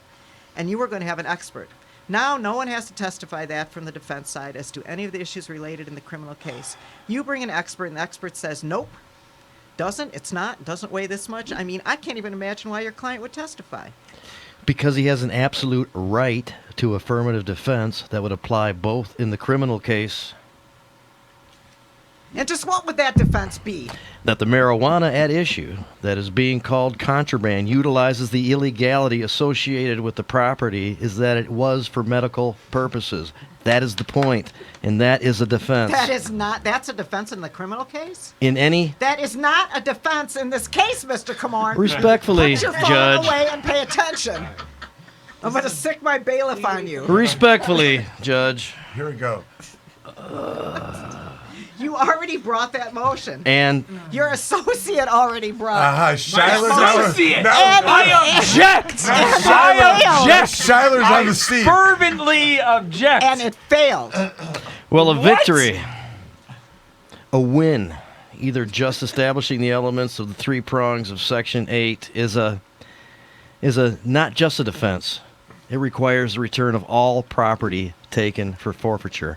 So the result of the criminal case, if it results in that manner, would result in and have a direct impact on the forfeiture case. I can cite the court to the statute.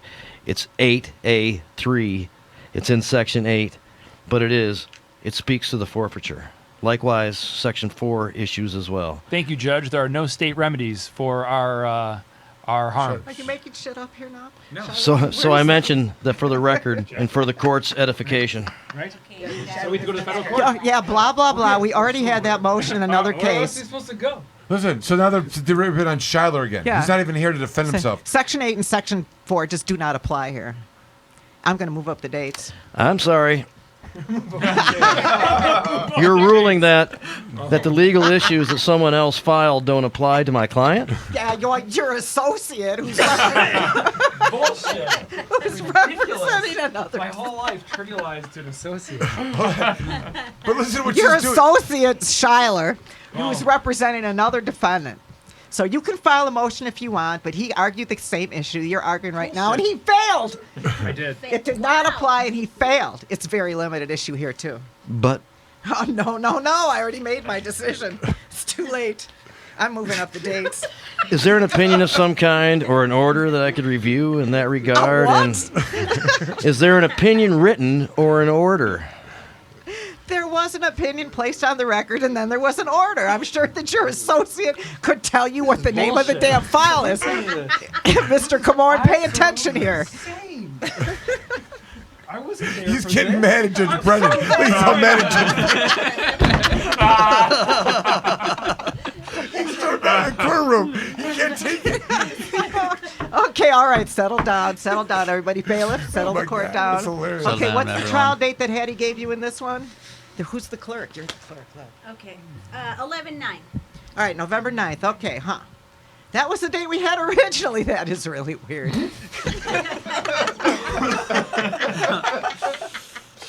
She is tripping on meds. She is so... Something is pumping through her bloodstream right now. This case is to be done by what date?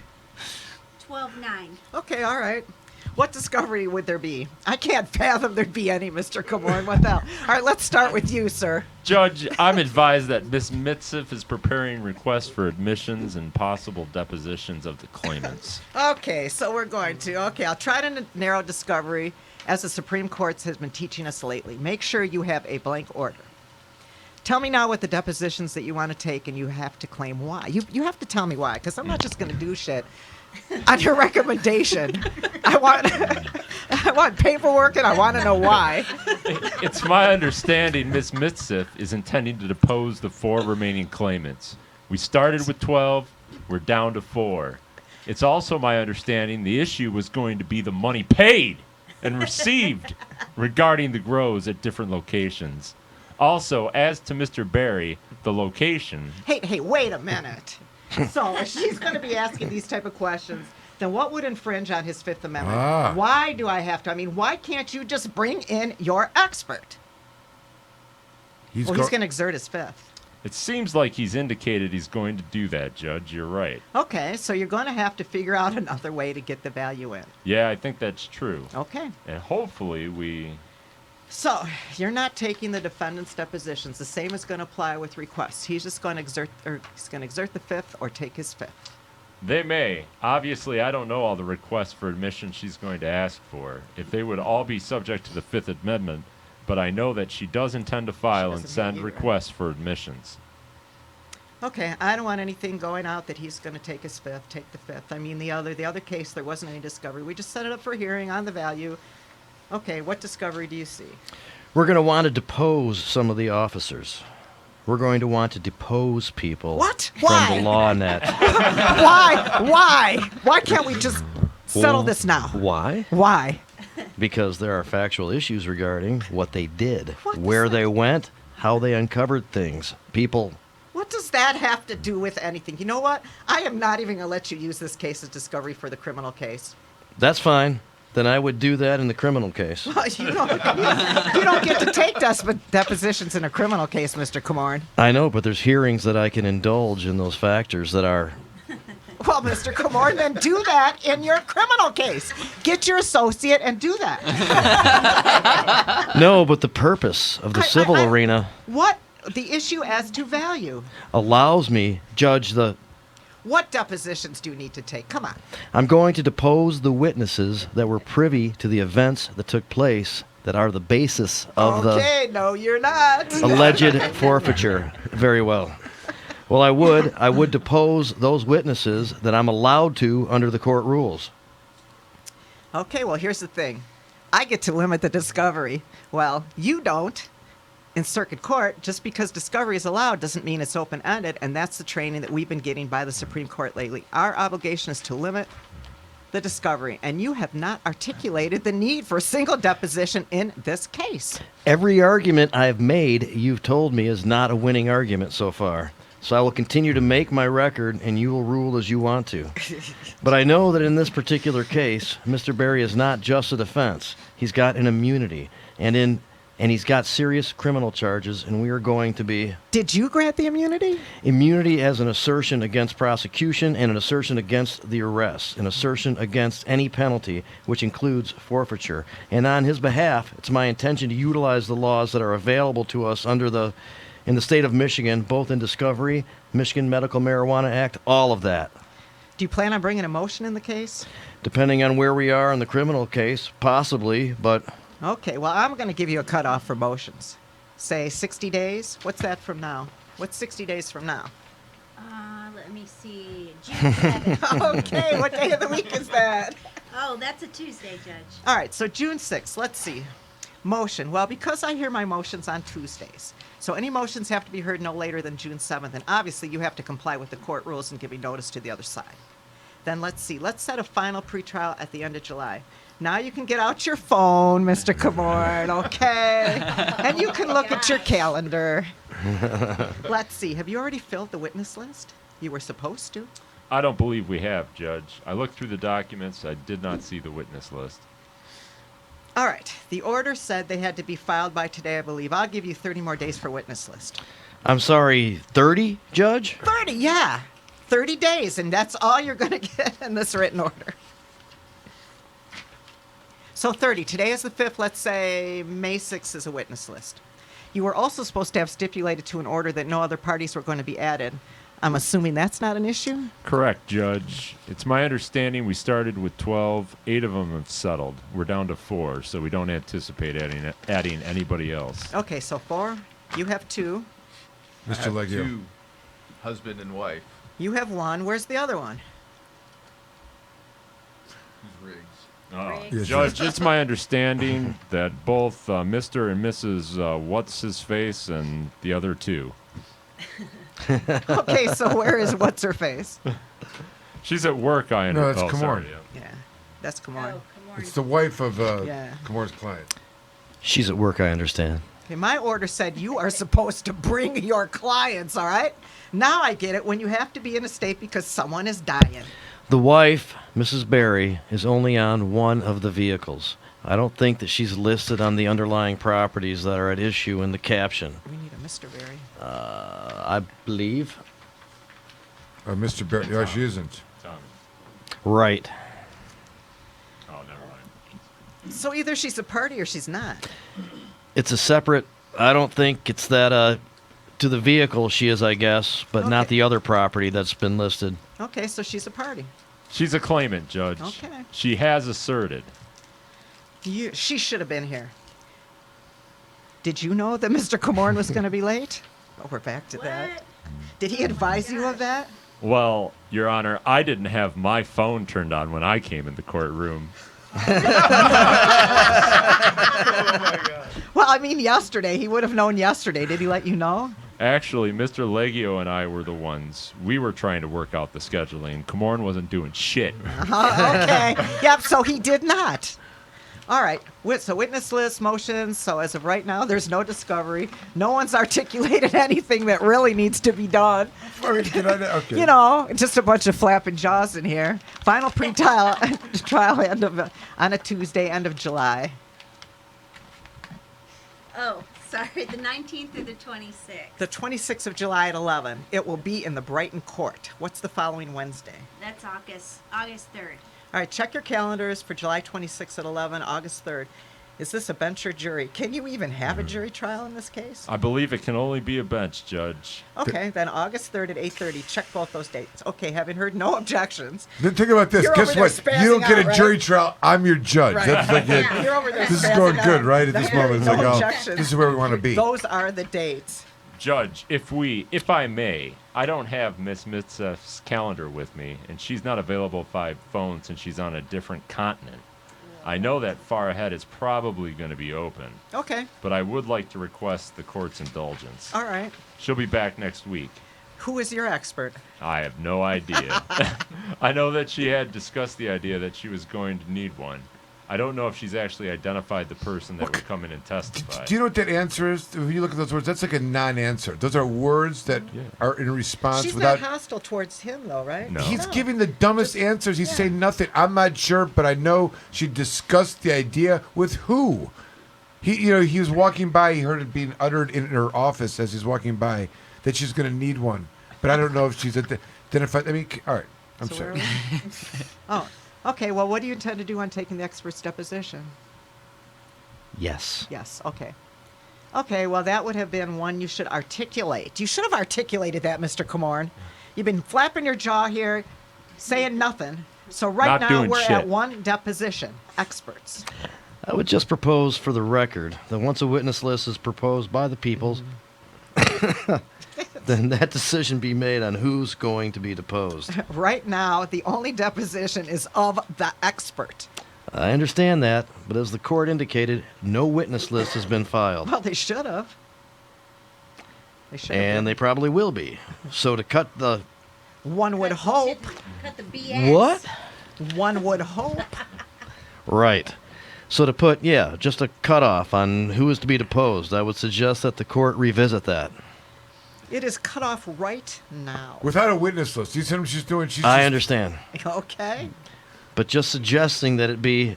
Listen, you all should have filed your witness list and all this other crap. So if somebody pops up and I did point out you could take the expert's deposition. You did not even mention that, I would like to think that's about it. My point would be that... But you can always file a motion, sir. All right, give them a blank order, would you, Jennifer? And then all of these things about the witness list, cutoff motions, final pretrial dates and times, trial dates and time, only discovery is the deposition of experts. In that case, evaluation is eliminated. All of that should be in the order. So if you go back in a room, put that all together, bring it back to the bailiff, and she'll give it to me. She'll give it to me, and I'll sign it, and you'll all get a copy. I see that. That's it. You're That's just it. supposed to hand off some papers. It's fine. Okay. So that was it. I will say we walked out of the courtroom and Brian Leggio held me by the arm and goes, "Oh my God, Mike, I'm so glad that wasn't me." That is hilarious, Like- Michael.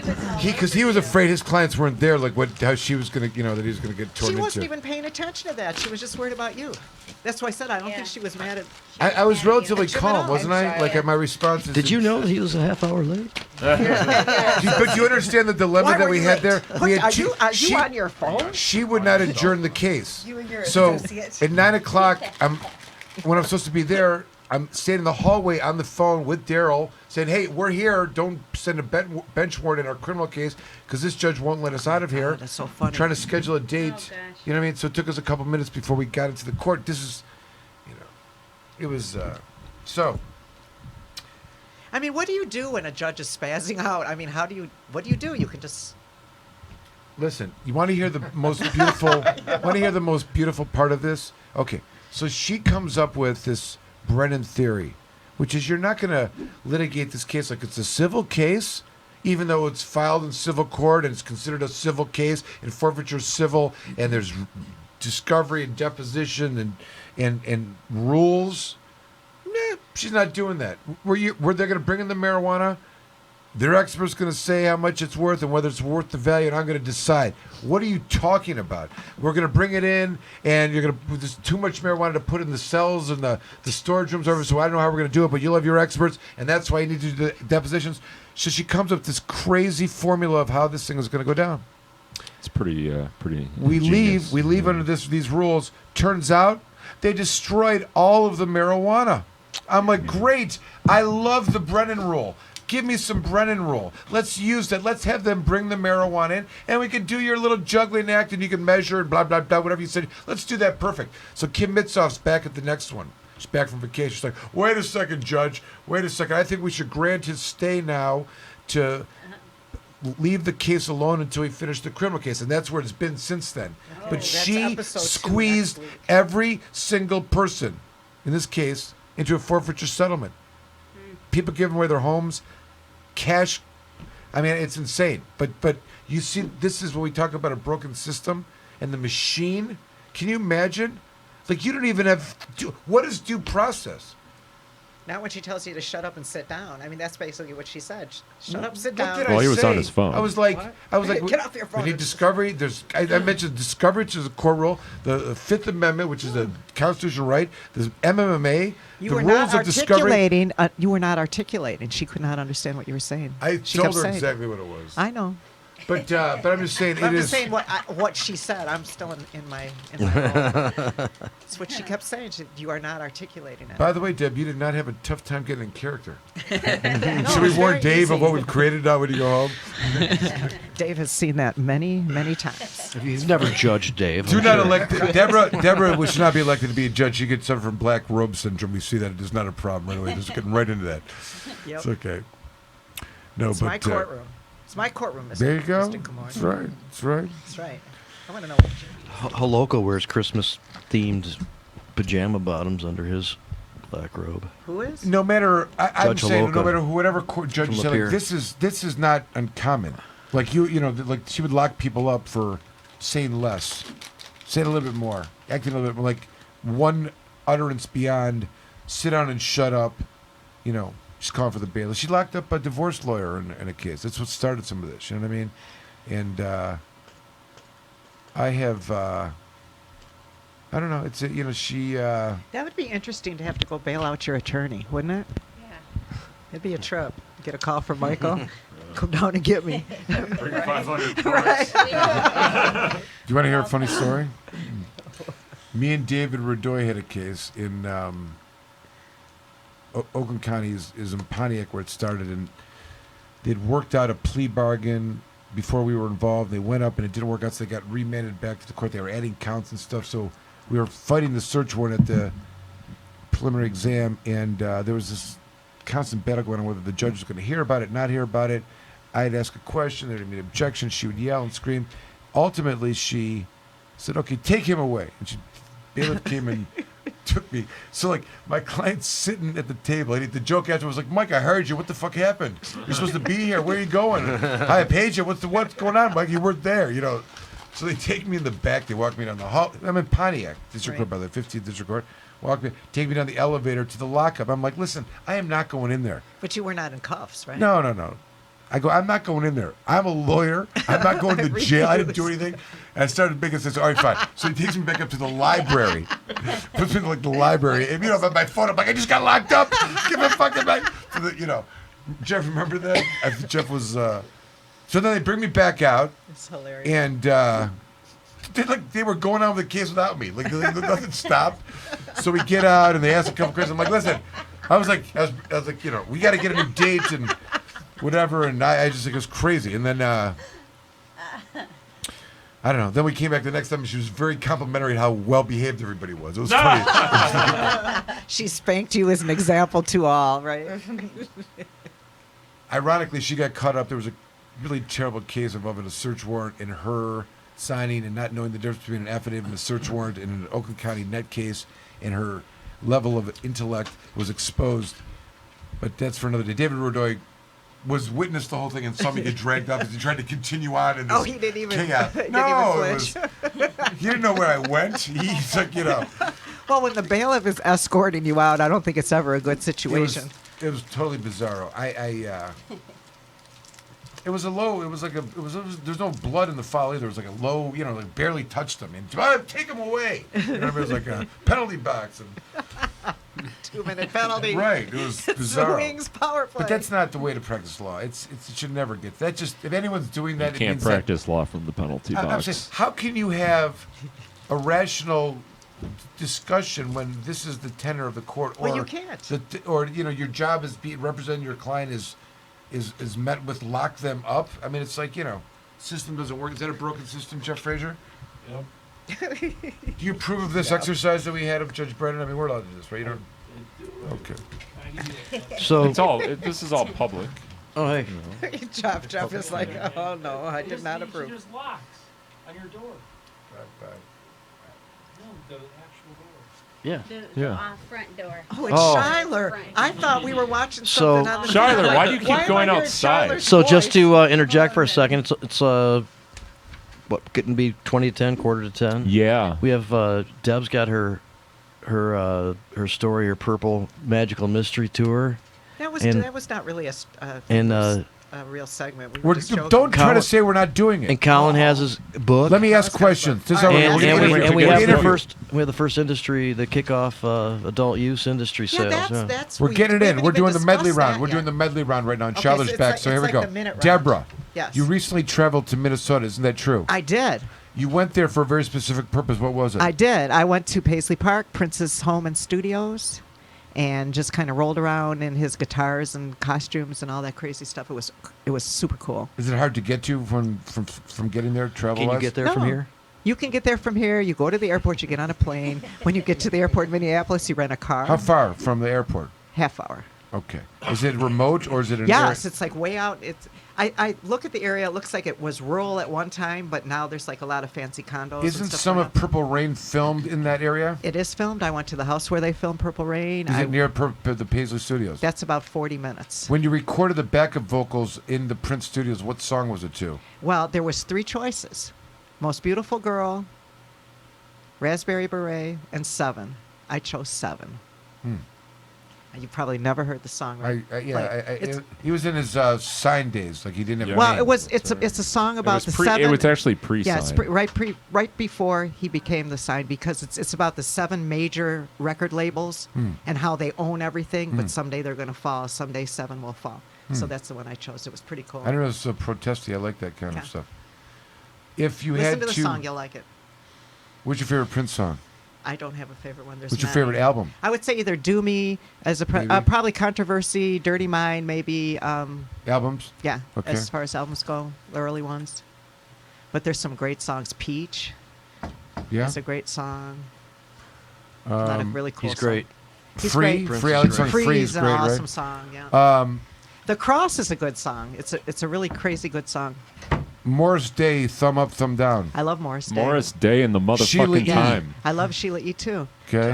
What about? Jimmy Jam and Terry Lewis were on the BET Awards like last week. They left. So they were fought in the and left, time. and they went and started. They were in the time. Right. They were also They broke up. They were also in Purple Rain, so they were in the movie and blah blah blah with Morris Day. But they did a song and they did the whole thing with Jerome with the mirror and it was just last week. It was really cool. But they broke up and they became producers and they produced like Yeah. Janet Jackson and became real Yep, big yep, in the yep. 90s. Yeah. Everyone following us here in this era of. Colin? All right. Yes. Hold on. I didn't Was know all there? this stuff. Did they discuss his death? Yes. They did. What did they Well, say? there's his urn is there, Mhm. and so there's a place where he died. He died like right outside of an elevator, because it's his home, but they don't let you see the elevator. They built a wall, but it's like 3 levels, an open atrium, and there's like cages with doves in it, and his urn is up there. So, that So was this has pretty- not been open to the public until No, until after he never let anybody in there. They started some tours about 18 months ago, and a company that does like the Graceland property was in charge of it. That's flipped back to the family now. So the family took that over about 6 weeks ago. So they're making some changes, but you can tour, but it's not cheap. It's expensive, but it's really worth it. In the medley round, we're now 9:40. What is it? 9:40. I just want to 9:46. comment this. There's a really funny bit on the Chappelle Show where Yes. Charlie Murphy, who's a brother of Eddie Charlie Murphy, Murphy. describes how Prince is out and Eddie Murphy's out with his, and they run into each other. And Prince is like, "Hey, you guys want to come back to my place and It's jam a and true party?" story. And then they played basketball. It's and a they, true story. They were wearing Yeah. like their Skins and Prince- blouses. Right, Skins and blouses. Skins and blouses, Yeah. because they were like they took off their But shirts. it's a These true guys kept story. their blouses on because it's Prince and the What crew. people and don't they played, know- and they got their asses kicked by Prince because like a Prince great basketball player. he was a Great athlete, basketball right. star, a point guard in high school. He was a star, even though Right. he was very short. So yeah, I mean, he was very athletic, and it's a true story. That's and hilarious. It's a hilarious true story. Somebody asked Eric Clapton what it felt like to be the greatest guitar player in the world, and he said, "I don't know. Ask Prince." That's Prince. He had over 100 guitars. We got to see them. He had 30 of those cloud guitars in different colors, like he played at the Super Bowl, so you've seen that. And I showed you a picture. They let us actually hold one. I had to put white gloves on. You were not allowed to touch the strings. One of the coolest moments. Who's old enough to remember the first time they saw on MTV the Little Red Corvette dance Mm-hmm. move? Does anybody remember that? No? In fact, that okay. Nobody's into that. All right, never mind. I kind of do. It was a good, it's Awesome. It's totally different than Michael Jackson. You know what I mean? It was like, that was like you're being overly What was the big fed. thing? It was like, Right. who's better, who's better, who's Right. better. Obviously, Prince is way better. They're both awesome. But I love Michael Jackson, too. Okay, I There we think go. that We can was end a it on valid exercise. That was a good There you go. segment. On to what's your name? Why are you here? Okay, Colin. let me see that. Colin. The Colin. Ford Holmes. I saw that.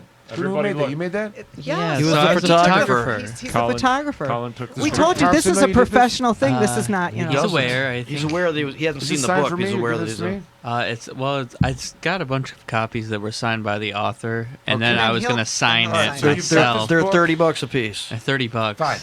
You've got this book. That is I won't take mine today, by the way. Okay. So what's the story behind this book? So Henry Ford built these homes for his engineers and his like family members and close friends in the community. This is different than the homes that appear at Greenfield Village. Yeah. So is it near Greenfield Village that you were at? Yeah, it's close by. They may have been part of this, but Greenfield Village may be fenced off as its own entity, and these are just the regular homes outside of that little. It's a couple like good, a half mile, whole mile away from Greenfield Village. I mean, it's not like next to it. It's so close that there's no way to describe that it's the same, other than you're trying to draw a distinction. But go ahead. There's difference. Go ahead. So, anyways, so Henry Ford built there's like 6 different models, kind of like his car, like the Model T and the Model A or whatever. There's like A, B, C, and D. There's like signature touches on and there's the signature touches. And that was based on who he liked more. Yeah, You could see, and also they were built in like an assembly line, The kind homes? of. Yeah, the homes. They were prefabbed. They're like the Sears ones. The Yeah, Sears they're homes, kind the of, kid but they're homes. like designed a little. Many of these are still standing there, just in Describe good the shape. houses. They're all in good shape what, too. What are these? Are they the one floor? And they've got the whatchamacallit up top. What is that? The They got a- bungalow. Yeah, bungalow. Many of them are. Yeah, I'm some looking are at them. bungalows, They're kind some of are like not. bungalows. I Yeah. wouldn't I mean, I guess I would classify them as bungalows. What's that Many of series these are of that I'm movies seeing. that involve this concept? Because they have of like this? the angle roof. Right. Yeah. So. There was a. What's his But name? anyway, but so it's their 100th anniversary. So they were all built in 1919 and 1920. That's when my house was built. Which is the heyday of in a They're very all in great shape. Very, Look at it's that. the heyday of the Industrial Revolution, thriving in the Detroit area. Yep. Henry Ford's at his peak. It is- Post World War One. It's a Yeah, they bring these phenomena. houses- It's a phenomena that is like if you were to Just like making a look at car out of hemp and fueling it with hemp Well, oil. they used to load these cars or these houses in pieces onto trains and then take them out Yep. and unload them onto horse and buggies, right? Yep, definitely. And then just construct them on the site. So you photographed all those homes. Yeah. Did you get the permission of the homeowners? I mean, they got a letter in the mail that somebody was going to come take pictures. You don't really need the Just so you wouldn't get shot out in front I of was an someone's appraiser house. I mean, for some 11 people years. You don't came need somebody's and- permission to Give me take a that mailing picture. of the People house. came out and talked to me. Most of them were like, "What are you doing?" Or well, whatever. And I Stand on the sidewalk. I and mean, take I'm the kind of picture. like non-threatening, Well, I was and I gonna just say, kind you of tell look them the real truth. scary, I'm and sure, if I saw they you were out like, front of "Oh, my okay." house. He's casing the joint. And some people even I got them to talk to the author about their house. So Anybody- there's different stories in there too. One of them is kind of cool. It's about I think like one of Henry Ford's cousins or something owned one of them, and there was this older woman who bought the house. She's still alive, and I talked with her, but Henry Ford's cousin, she like felt that even though her home was next to this lady Miss Kennard's home, that Miss Kennard's home was also her home because it used to belong to somebody in the Ford family. And when Miss Kennard was like a young woman in her 30s, and this Miss Ford was like in her 70s and 80s, Miss Kennard's garage caught on fire, and Miss Ford like hated Miss Kennard after that 'Cause she burned her garage down? because Miss. Even though it was Miss Kennard's garage, it was really Miss Ford's garage. It's just a crazy old lady next door. Yeah. She warmed up eventually and gave the kids like popsicles and stuff, and was really nice to them, but it took some time. But yeah, it was kind of some cool. Somebody built the automatic transmission in one of the basements of the houses. Is this book available on Amazon for our listeners? No, it's available on the Dearborn Historical Museum's website though, so you can but get it Cal's there, got the and you can just signed go, copies. or you can just come find me, and I Get can signed. probably get you one, and I can even sign it for you too. Sweet. So $30. $30. Because I had to order Jeff and Jeanette's book off of Amazon. Then bring it in for the signatures. that's how that came about. Yeah, I think it's really very cool. It's I'm a gonna really I'm gonna cool get a book. couple of them too. Yeah, I'm definitely getting one. I don't want it tonight. Me too. Cool. Well, I got 5 copies in the car, so. That might not be enough. We might fight over them. What other questions should we ask you about the book? Why are you asking me to ask questions? Okay, okay. What else is interesting You about better the book that save you some didn't time mention? for Jamie and the first day of rec sales. There's only like 8 You got 1 minutes, and it minute. was a jam-packed Yeah. day. 1 minute left. 1 For minute to him. get all that in. Okay. No, he's got 1 minute. We got 7 minutes for Jimmy. Well, I don't know. It's a very unique neighborhood, and you don't really find any houses like it anywhere else. And a lot of people really kept up on these do homes. the values retain themselves that gone up? Yeah, I think so. Are there any was people there an that live article in- about this? Yeah, there was a Detroit Free Press Yeah, article that's what I on thought. Friday Okay. about All right, so I it. didn't. I just made the This connection. was right now. big time shit. This Yeah. is just, yeah. Listen, does anybody still live in the home or the family lineage from back then? No, I think everyone.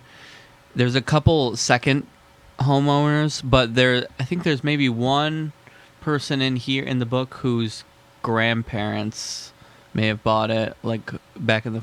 Were they given back to in- these workers or bought? Some of them were given, and some of them were bought. And at the end of the day, the families did not keep the homes; they moved out, sold the homes. Yeah, most of them. There's a. In other words, despite building the homes from, they was not able to retain or remain the incentive of the industry that had been, that had been built for to keep people in the area. Is that fair to say? Why did people not live there? Why do they? People still live in these homes. I mean, why do the original families not still live there? Well, they're like 100 years old. Okay, but if the thing was working, they'd still be there, right? They all work. People Their homes. move, though. But, the like, way people move. that this assembly line of Industrial Revolution built that thing and supported that thing is not a reality anymore. Let's just be honest. Like Yeah. the people that live there Well, don't yeah. go and work at Henry Ford's. I mean, sure, some of them do. I think some people work at Ford. Not enough where those people that are there are just those people. Like it's gotten beyond just the, community of Henry Ford workers. Yeah. That in and of itself Those is line workers for a worked reason, right? But they weren't line workers. They were engineers. They're and like stuff. engineers. And It's in a way I lawyers understand the and- beauty of it when you started to describe it. It reminded me of like the mining towns, like in West Or Virginia, the lumber towns. Well, if you think Bay about City, it, that stuff it's happened like, too. where you have to buy from the mining town's grocery Yeah, store but with that's their not what money. this is. These are executives. The company Yeah. store. Not all executives. Some are Yeah, but li- engineers. I They're got not it. I line got people. it. They weren't in those mining Yeah. towns. Those people are like slaves to the company. They have to Well, buy from that's when the you- store. The company They have to- store. Yeah. When you're describing it, though, it is it's an all-inclusive, like creating your own. Yeah. Well, like Ford was kind of like into that as like a corporation where he was like trying to get all the raw materials and kind of create his own little He thing had going factories on. in Russia. He was working with hemp. very much into Like, yeah. socialism and things like that. He like Walter Reuther was part of the when I was a child. Well, this is a long story. I won't even go into that. But he actually grew up partially in Russia. Elders of His Zion. dad was working for Ford. Yeah. Ford built a factory in Russia, and some of the Yeah, Albert early Kahn, UAW people went there. he and built Walter a bunch Reuther of grew them. up there. If you know who Walter Reuther is. Yeah. If There's you a don't, freeway never mind. named after him, I think, right? Never mind. Yeah. Legalization. Yeah, get Oh, on yeah. to the good stuff now. No more Russian shit. Jamie, where were you on Sunday? Yeah, what happened, Yeah, Jamie? tell us about your Sunday. day. Hold on, we've got to talk. We're going to go to the next topic, which we've now. Recreational sales, Jamie. I know you were the cause of the $220,000 that were made that day. 221,000. I Yep. All true. How much money did you get? All true. I got none of it yet. How much did He's you expecting spend? a big Waiting for residual my cut. check. Big question. I chose not to. I could have been the second or third purchase, and I chose not to. I was really content. Well, you didn't want a $75 being there and raise? being a part of it. I had a fat sack sitting in my car, first of all. And one in his All right, pocket. exactly. Yeah. So I enjoyed being there, though. It was great. I picked up John at his place. I now live down the street from him, so that all worked out very well. And it was designed to highlight John Sinclair and Ryan Basor, two guys that have been through a lot of shit. You have the old era kind of where John kicked this shit off in late 60s, early 70s. And it's continued on, and Ryan kind of came in the modern era and went through a lot of shit the last decade, and he's still doing some really great work now. And I thought it was a great combination of people to highlight for this purchase, and it was really cool to be there and watch it all go down. Tons of press. Rick, was there, and we just came in front of everybody, which was a little bit bogus, but They pushed their it way was to the John front and of the everybody. And You're lucky you didn't wanted to get get your out of ass there in part so that the general public could start doing their thing. They were just waiting patiently, but this line was ridiculous, And it was cold. Yeah, it was not. It wasn't like horrible, but it was not comfortable, cold if man. you were It out was there for like 3 or 4 drizzly and hours. stuff. How long Yeah. was the wait, do you think a couple hours? I don't know, but I know people went started the night out there like before. 4:30 in the morning and Oh, stuff, my you know, and it was after 10 before somebody could come in. Yeah. But it was. Then we all went out to. I saw. We all went out to links of breakfast that. afterward. Checked out a couple of the joints that were purchased. Gorilla Glue and How'd you like something it? else. They were okay. They're pretty good, you know. And I'm glad that they are available for people, you know. And that's what John said too. John's like, I'm fine with getting cannabis, but I'm glad these things are available that's for people what who otherwise that's have a what he said. He difficult said, time I have getting. no trouble finding cannabis. And then and then John had a poetry reading gig later on that afternoon. So I hung out with them all day, took him to that thing. That's awesome. And ironically, and he mentioned this to an interview he did later on in the night, but we started off the day celebrating legalization. And if you notice, a lot of the media reports following went over the history of John again, and like that was a way that this information got back out there again. There's still people who aren't aware of John, and I think this was a good way to get that word out. And and people there at the poetry thing are very clued in on who John is and what he's about and all that kind of stuff. And he had a poem in this book that was being celebrated. It was poets who wrote about Detroit musicians, basically. And M.L. Liebler, well known from Wayne State, and was hosting it. And there's just a great band there, and there's a green room area that these guys are used to using because Jack, this is that third man, and Jack White allows this forum for a lot of creative purposes. There's a lot of cool stuff that goes on there, comedy and music and poetry reading and all types of stuff. And so we're hanging out for a minute, and somebody walks back from the organization and said, if you notice, there's like some bottles next to the stage. We're not really doing the green room thing, so you can get some water that's next to the stage or whatever. And then she left and was essentially blown off. Everybody just stayed around there, afterward. And then John produces a joint, which he's known to do, and lights it up. And we're smoking it for a while. And then the phone rings, and somebody stands up and says, "Okay, a couple things. We can't be here, and John, you can't smoke pot back here anymore." John so gets so on busted. the same day, John still gets rebelliously John will always gets a little be slap John. on the wrist for smoking a joint where he shouldn't have been. So I thought that was kind of cool. We ended up just going right outside the door and smoking and got no shit whatsoever. And Kirk Gibson came up and talked to us for a little bit, and the whole day was pretty cool. Awesome. That's celebrated. What did Kirk Gibson say? Chad Morrow came up actually and hung out with us for a little while too from Allen Park, which was cool. He was excited about the day. He knew what was going on. He was aware. Many people had started seeing the reports already by the time we got to the poetry thing. They're like, John, I've seen you in the news already. Was he in the poetry thing? Yeah, he was digging it. He was there. He's Was also he there for that reason or for another? I assume he went in there and listened to it for a while. Yeah, he's friends with a lot of those people who were in there. He's Okay. also into the cannabis scene too. He uses it for a condition. He's got That's what I was wondering. Parkinson's. Parkinson's. Who does? Kirk Gibson? Gibson. Gibby does, yeah. I didn't know that. Yeah, he almost, he's a commentator now, a sports, caster for the Tigers, and they had him on the first. He's only been on like maybe 3 years. After the first year, he tried to quit because he was diagnosed with the Parkinson's, and he was gone for a few months. Then he came back. He seems okay. Talking a little slower, but he seems okay. He had the two most phenomenal. He hit the home run in 1984 with like a broken leg off a Goose Gossage. Yeah. They want to walk you. Sparky was like, they're going to walk you. They don't want to pitch to you. And then, they don't remember this. I remember it was like, yes. Like, I had been a baseball fan my entire life. 1984 as a junior. Loved baseball. Tigers sucked every single year. Every year. I'd go, in September, I'd go for my birthday game. Nobody would be at the stadium because the season was over. You've ever those. So here they are in 1984. Like, when I meant most into baseball, like, Trammell and Whitaker, and I don't know, I could tell you, who are the people? Willie Hernandez. Anyone remember Willie this? Horton's my Well, that's favorite a player. different. 68. Willie Chet Hernandez. They're not from that era. They had like, was it Jack Morris was their main horse that they rode? Anybody? Anyone in Michigan Tiger? I mean, I don't like baseball anymore. Couldn't tell you who was on the team now. Just because of that?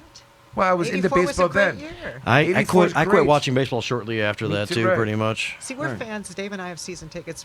Win or lose. I love we this. just Listen, it. I We love the going sport. we love going to the ballpark. It's that's it's all a different fun. mantra. There's no clock. What sport? Because no clock. No shot It's clock. relaxing. Of course, you have to give into that. But I like hockey. I like the slam and bam of hockey, and I love basketball. Yeah, those are great. Last since you overloaded a live Piston game, am I right? It's kind of right. It never stops. Right. It never It's too stops. much. They've got something going on at all times. Even if the Mhm. play's not on, something's going on. I want to check out a game at. I've now seen a couple of concerts at the new arena, but I want to check out a Pistons game there Yeah, pretty soon. it's pretty cool. Tickets are expensive, though. Colin, what do you think about Southfield's mid-century cul-de-sac architecture? You think it's being given the right recognized value that it has? I heard that there was just like a neighborhood that was made historical in Southfield. That's right. That because of the mid-century modern Cul-de-sac architecture. Yeah. It sounds like it's in my area where I grew up. Yeah, Yeah, I mine got too. kind of pictures. cool. There are though. cul-de-sacs This guy in, Dave Lewinsky is fighting with you for competition on picture taking I know. houses. He's This is your doing better. competition. There's no competition. I'm saying. There's cul-de-sacs in Foxcroft. Yes, And there go are. take the pictures before him. And kick his ass too while I'm at it. That name sounds familiar. Plumbrook, I feel like I've been there. Plumbrook, I feel like my grandma lived Are we there. still on the air? Well, Plumbrook's this- the we're just- Southfield area, isn't it? And it's Not all- for long. All right, let's wrap this up. We had a couple important things we had to say. Any final thoughts? Ryan Jones, did you have fun? Yeah, this was great. Okay. Yeah. Is this a better podcast than other podcasts that you may No, have attended? definitely not better than other podcasts. Oh, What? I see. What? I see. What? Like Michael, it's very you- good, but I got to give a shout out to the one I'm involved in, which That's is fair. you know, Mike Moore's Law Firm. It's open mic. It's on iTunes and Spotify and all the other platforms. Nice. Except Facebook Live. All right, but you It's guys not on probably prepare. Facebook Live. You could probably prepare and you have a script and you edit a lot. We just bring it. But, We just but wing you it. had fun. You had fun. Right. You Oh, see. yeah. Listen. Live's totally different. Okay, that's fair.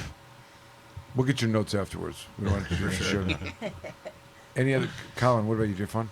I had a blast tonight. I enjoyed the script. And Where were you last week? We named the show I know. after I was you. glad that the show is named after me. I don't know. It will I don't never remember. happen again. You 'cause don't you Too didn't show stoned up. to to show up. Shiler's still here. I don't know. Are you still here? Hi, Charlie. Good fun? Okay. Barely. We were nice. We didn't get to talk about Shiler's not the anything in Federalist Macomb anymore. Now County. he's the associate. The associate. Next week we're gonna read. Associate We're gonna read what happened during Shiler's motion. You want to see somebody get eaten alive? Like, can you imagine? Who's She's playing like, Shiler? She's like, oh yeah, you're starting with that shit. You should see what I did to your associate. That shit don't fly here. Go ask him about it. It was terrible. Sorry. Could I play Shiler? That's fine. You might have to do a audition though. We have to. We'll see. And Shiler can. All right. I really wish you wouldn't read transcripts. We changed the names, kind did. of. Yeah, like We halfway got through. Facebook Live for that kind of thing now. Well, Yeah. we're on We're Facebook on Live. Facebook Live. You're kidding. No, It's the truth. Wow. we've been on. But they're actually airing public hearings on Facebook Live. Yes, but that's not what we did. We just reenacted. It's public record, right? It's a I mean, transcript of a hearing that I would send to someone to read. What's so terrible about it? Yes, it was just a reenactment, and we changed the names and redacted some. My topics on there were Change the names to protect Judge the Brennan innocent. is no longer a judge. She was disgraced, it's- disbarred, it's and not- convicted it's of not a about the felony. content, The it's about the forfeiture has been place. reformed. It's an abuse, even though the case is still pending. I have no objection to your content. Okay, so what are you complaining We about? never talked about Why the can't I not get on a soapbox and make my case about the judge? The system's broken. The system's broken. You missed the front part of the show. Let the dog walk on the keypad. The system's broken. The pages go where they The may. system's broken. Listen, you did not respond when I said, "Did you ever see this video on MTV?" We're gonna have to watch it now. Then we should call the show now. Okay. Well, before we call the show, can we remind everybody? No, don't do that. Oh no. He's gonna play some Prince. Oh, Go ahead. Now we're gonna.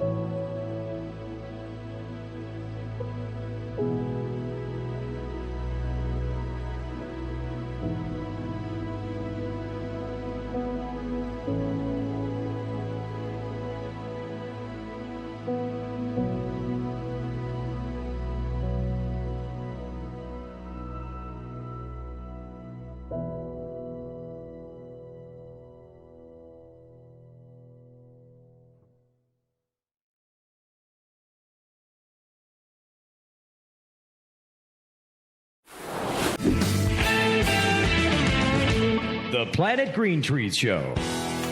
Join the Michigan Medical Marijuana Association today. MichiganMedicalMarijuana.org. The MMMA is focused on the well-being and safety of medical marijuana patients. The MMMA site provides the most comprehensive and up-to-date news on legal issues, politics, research, cultivation, as well as the various strange products and methods of cannabis use. Come join the discussion with the most knowledgeable and passionate advocates in Michigan today. MichiganMedicalMarijuana.org.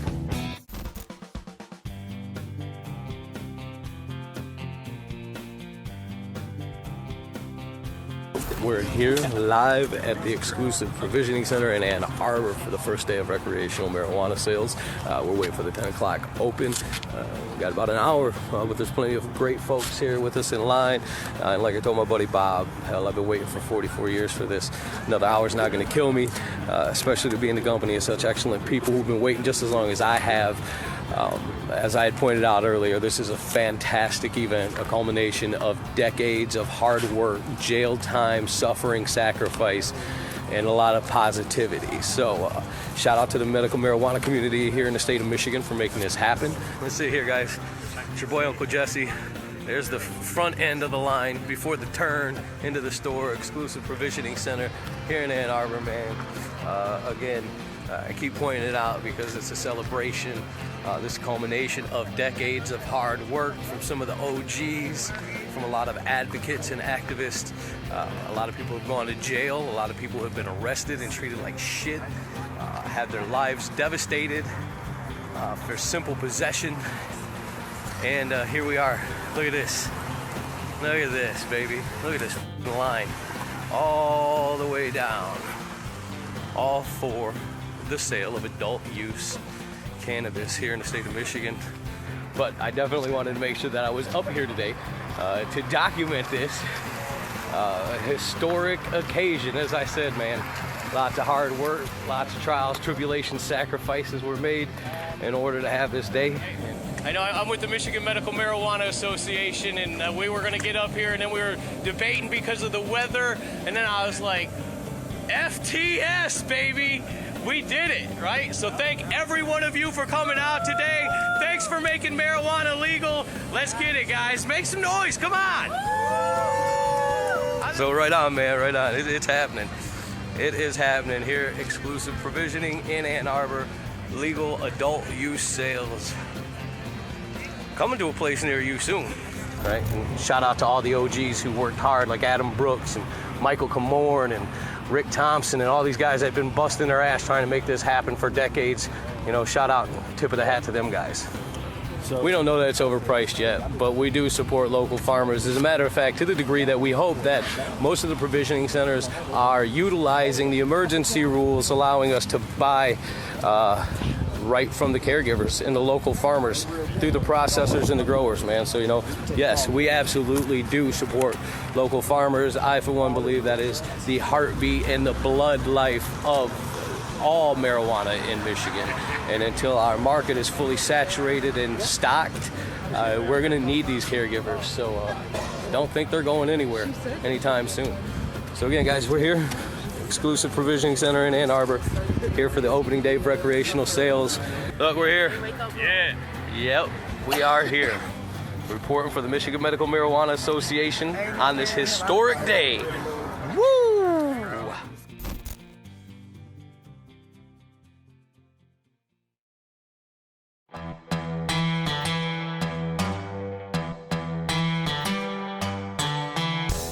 An important and historical farm crop in American agriculture is returned after having been classified as a controlled substance and illegal.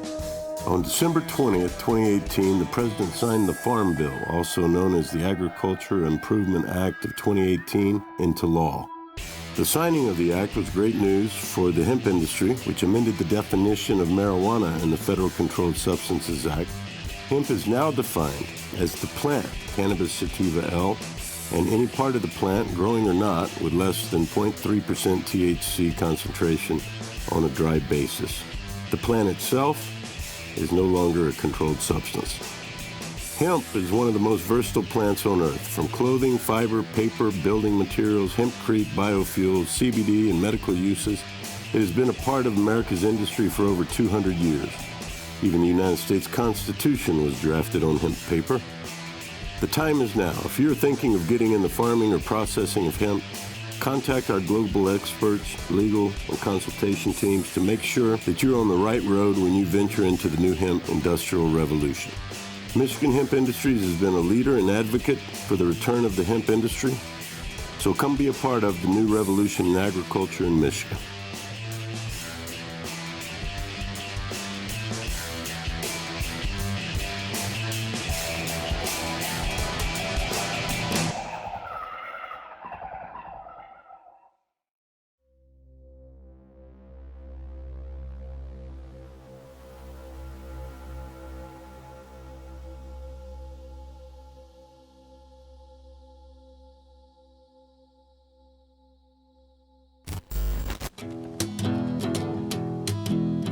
It ain't fair, John Sinclair, in the stir for breathing air. It ain't fair, John Sinclair, in the stir for breathing air. Set him free, let him be, breathing air like you and me. What's the judge to do? What else can Judge Columba do? We got to set him free. This whole place went nuts.